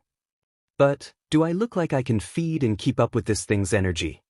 Hitoshi said as he kneeled down and squeezed Izuku's cheeks and showed Bakugo the slight chubby face. Katsuki felt like Izuku's emerald orbs is looking through his deep soul and making him soft than he is already. Eyes green, quite the enchantment, and I'm going down like the Titanic, yeah. I just want to add it. 𝐻𝐸𝐽 won't stay. Izuku asks suddenly, making the ash blonde add a feeling of guilt in his gut. I'm staying here, Deku. The broccoli lit up and bounced himself as they enter his home. Bakugo was met with cats, a simple living room with sofa and television, a kitchen and dinner table for 4 cats, a hallway to the other rooms, and did I mention cats again? What's with the cats' brainwash? Oh, Aizawa likes them. It's either he picked them up from the street, or a gift from the students for potential bribery for good grades and favoritism. Keyword. Attempt. The purple head answered. So the hobo likes cats. Hitoshi nodded. Toshi and I. Izuku called. The called looked down to the green bean. I want udon. Hitoshi sighed. I can't cook, Izuku. How about we eat ramen first while we wait for Zoa to cook you katsudon? Izuku whined, no refusing his brother's offer. Katsuki scoffed. Do you have ingredients? He asked. At the fridge and the cabinets. I'll cook. Bakugo's words surprised Hitoshi. You cook? He tilted his head, but it was obvious in his tone that he was just trying to annoy Bakugo. Just katsudon and curry. Izuku loved katsudon, so I learned it first. He said. Hitoshi smiled at the ash blonde. Well, Aizawa learned to cook because Izuku loved katsudon. They told me since then they never ran out of stock to make the meal. Hitoshi said as he helps Katsuki preparing to cook. Izuku suddenly went up one of the chairs. Kaken's amazing. He can cook. He exclaimed with stars in his eyes. Of course I'm awesome, Deku.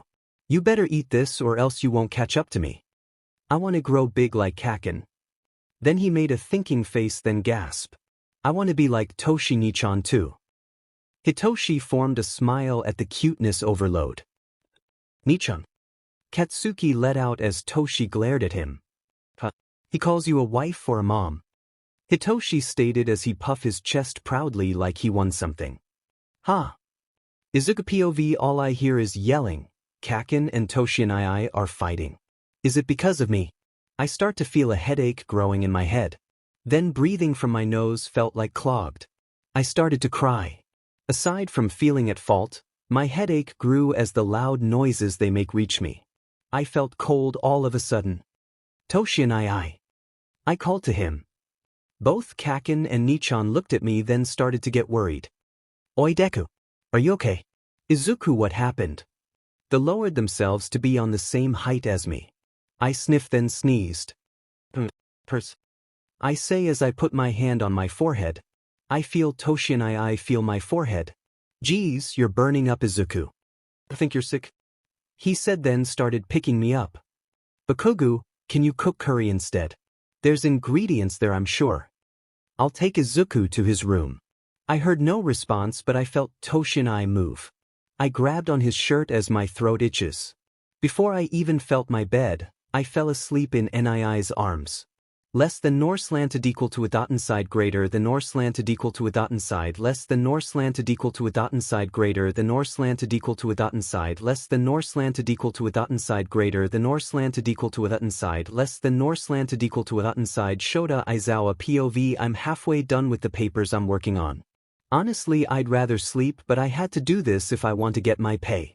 In all honesty, even if I say I don't get paid enough for dealing with brats and their hormones, I get paid big by Nezu. Unexpectedly I get a call. Hitoshi. I say as I look at my phone. Dad? Izuku is sick. I stood up immediately, earning attention from my coworkers. I got really worried. Izuku rarely gets sick or have a fever. Whenever he does, it's always too much for him to handle. And most of his hospital visits are from overtraining and quirk usage or fighting. Hisashi, bring our paperwork, we're going home. I said after I hung up the phone. Did something happen? Zashi asks in a worried tone. Izuku got a fever.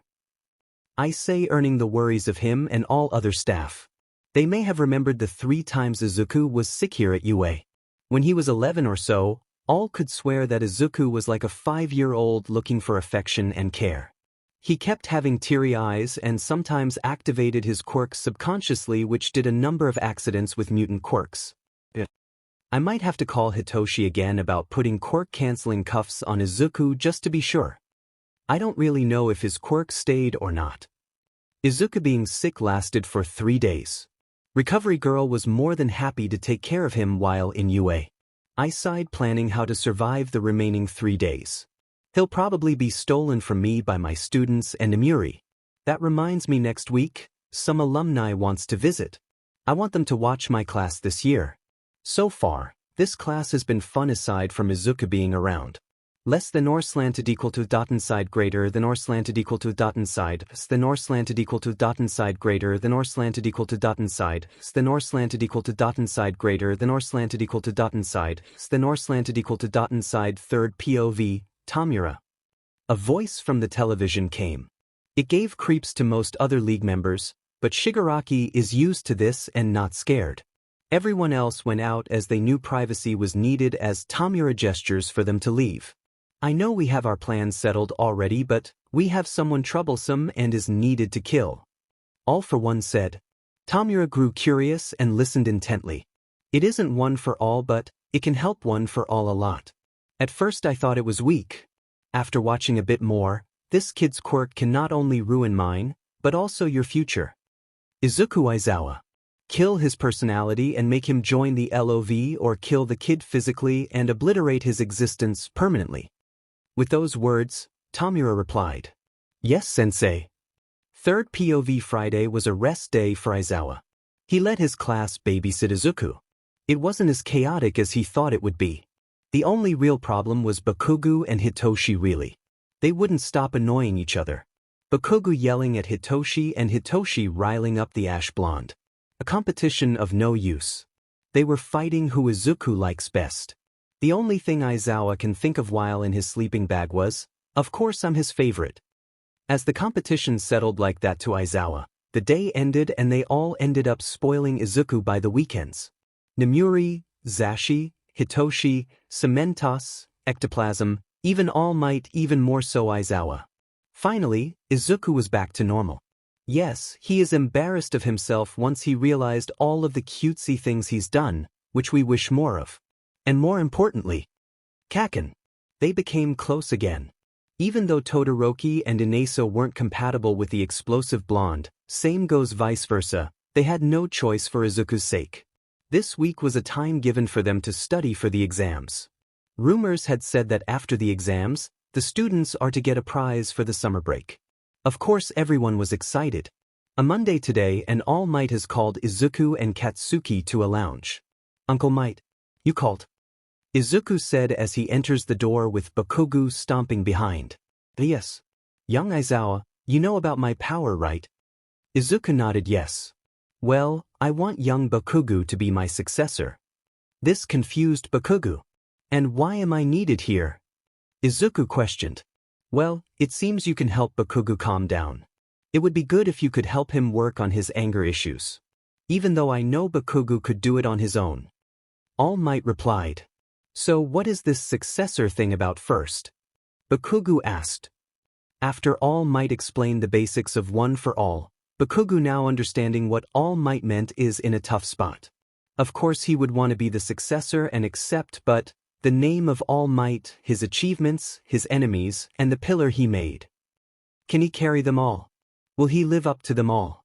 He wanted to be greater than All Might himself, yes, but now seeing everything clear and thinking about everything he has to do to achieve that. It is far. Kaken. You'll be the perfect hero. Izuku exclaimed. As if he can read the ash blonde's thoughts. Accept it, Kaken. I'll help you all throughout. Izuku said. This seemed to ease the worries of Katsuki, but he didn't reply right away. Kaken. I know you will live up to everything. And with that, Izuku surprised Katsuki. Then, All Might, I accept your power. I'll work on lowering my pride, and accept help. That was enough for All Might. He knows Bakugo's nature and obtained ego. His pride was high and mighty. But his ideals and what he dreamed to be, a better pillar than All Might himself. All Might didn't lose the chance to not see this trait of his. Okay. Young Bakugo. Eat this. Eh. Both boys exclaimed at the strand of hair. Izuku wasn't the one going to eat, but he'd imagine a cooler way to pass on powers. His surprise turns to laugh as he thought of Bakugo chewing the hair angrily. No way I'm eating that, old man. Eat it. Izuku said. You have to, young Bakugo. 𝐅𝐚𝐢𝐫. In the end, the boy gulped the strand of blonde hair.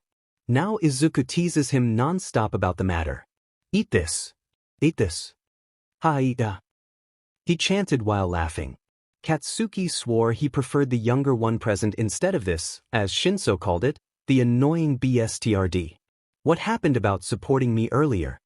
He grumbled as he stomped out of school. Less than or slanted equal to a dot inside greater than or slanted equal to a dot inside, then or slanted equal to a dot inside greater than or slanted equal to a dot inside, then or slanted equal to a dot inside greater than or slanted equal to a dot inside, then or slanted equal to a dot inside. So, what did All Might need you with? Is it about his quirk? You guys made loud noises. It woke me up. Aizawa asked. He knows about OFA. Izuku nodded. He chose Kaken. Izuku stated. Over the last week, toddler Izuku always called the explosive kid Kaken. Hearing him now was weird for this tired father, but he knows he'll get used to it. Wouldn't that be? Aizawa said. Nope, I don't think so. I think you without coffee for a week is more of a handful. The younger stated. Both of them sighed as Izuku helped Shoto with school papers. They are now in the dining area and Hitoshi and Mike decided to go out and hang in the mall. They wanted Hitoshi to be able to get close to both Mike and Eraser. Is the treat going to be the camp again? Izuku asked before yawning. There's no point hiding it from you. After getting everything done, Shoto has to carry Izuku to bed. The green-haired fell asleep in the middle of helping. Hisashi and Hitoshi entered just in time when Aizawa came back to clean up. Hitoshi is on Hisashi's back sleeping. The blonde claimed that they rested on a park bench for a few minutes, but the purple head fell asleep. Aizawa sighed. That's what he gets for staying up 9 days straight and rely on coffee. He said. And you're speaking from experience. Hisashi said as he passed Shoto to put Hitoshi in his room. It really is in the family, huh? Your sister was the same too. Hisashi added. less than or slanted equal to a dot inside greater than or slanted equal to a dot inside less than or slanted equal to a dot inside greater than or slanted equal to a dot inside less than or slanted equal to a dot inside greater than or slanted equal to a dot inside less than or slanted equal to a dot inside. The next day, school ended, and after classes was a training of Katsuki and All Might. Izuku watching along the way. He understood that the power was too much. He will be able to stop Katsuki from breaking too many bones if ever. Since Hitoshi has a hangout with his old Gen Ed classmates, Izuku was free for the afternoon while they wait for his dads to finish. "Kaken, calm down," Izuku shouted from the sidelines. "The power will probably overflow with your anger." The gust of wind blew. Two of Katsuki's fingers now broken, and a path of fallen trees seen. "I see you need to learn how to lower the percentage of your power," Izuku muttered. "Well, this is a good start, Kaken." Izuku beamed. Katsuki grinned back. Izuku POV Kaken has been training all week. It was also tiring for me since I'm the one who supervise him whenever All Might's needed in classes or teachers' work. I sometimes find him annoying, but it's fun to tease him. Plus, he's fun to keep company in all honesty. That same week, we also studied for the exams before the summer. The next week passed and we did a student versus teacher exercise. Well, with the help of teamwork with Yaoyorozu. We beat Shoto. My dream of beating my dad alone is still far. I couldn't even land him 6 hits in a sparring match that could go on for hours. Screw the sparring match. It's basically a dodging practice for him in which he passes almost perfectly. I huffed in annoyance of the thought. It just means I still need to improve. Basically, most of us passed, but most of Kaken's found friends failed for some reason. Dad said they will have punishment, but I shrugged, knowing it's remedial lessons at night. And they'll probably go on until morning and suffer training tomorrow. I've seen his past students went through that. Right now, Papa Zashi is making sure I have all my stuff ready to put in the bag. Toshi was there with Dad drinking coffee. He said he already packed, same as Dad. I was putting my clothes in the duffel bag and pull the cat away from getting into my bag. From time to time, Fuzzy sure is most clingy to me. Sometimes Dad gets mad at the cat because of jealousy. Though I'm not sure who is he jealous for. I'm starting to doubt he loves the cats more than me.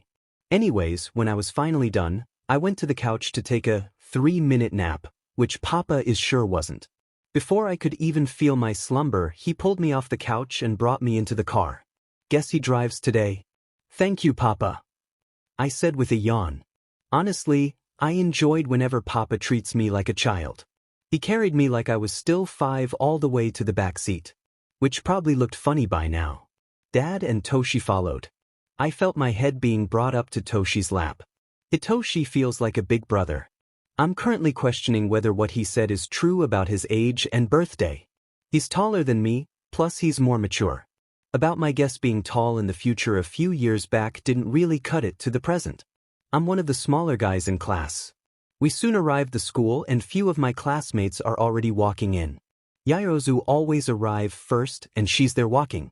We were earlier than usual. I wonder if Papa and Dad have some teacher stuff before we go.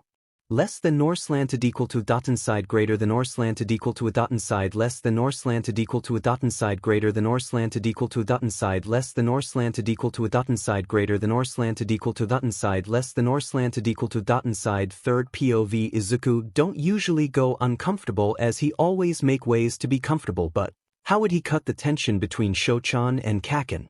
Inasa and Hitoshi decided that they'd leave Izuku alone with this problem and sit far away from them. "But Kogu, could you move? You're too explosive to be around here," Todoroki said. "No. Deku is friends with me first, and I have every right to be here." Shoto sighed at the blonde's response. "Well, I stayed with him longer." The argument kept on going. In the end, Izuku sighed as both didn't listen to his attempts on stopping them. He put on his earphones and put the volume to max. The small volume was heard by the two arguing boys. They looked at the green-haired and started to say something about it. "Deku, you'll go deaf." "Oi, Izuku. Lower the volume down. I could practically hear it, damn nerd."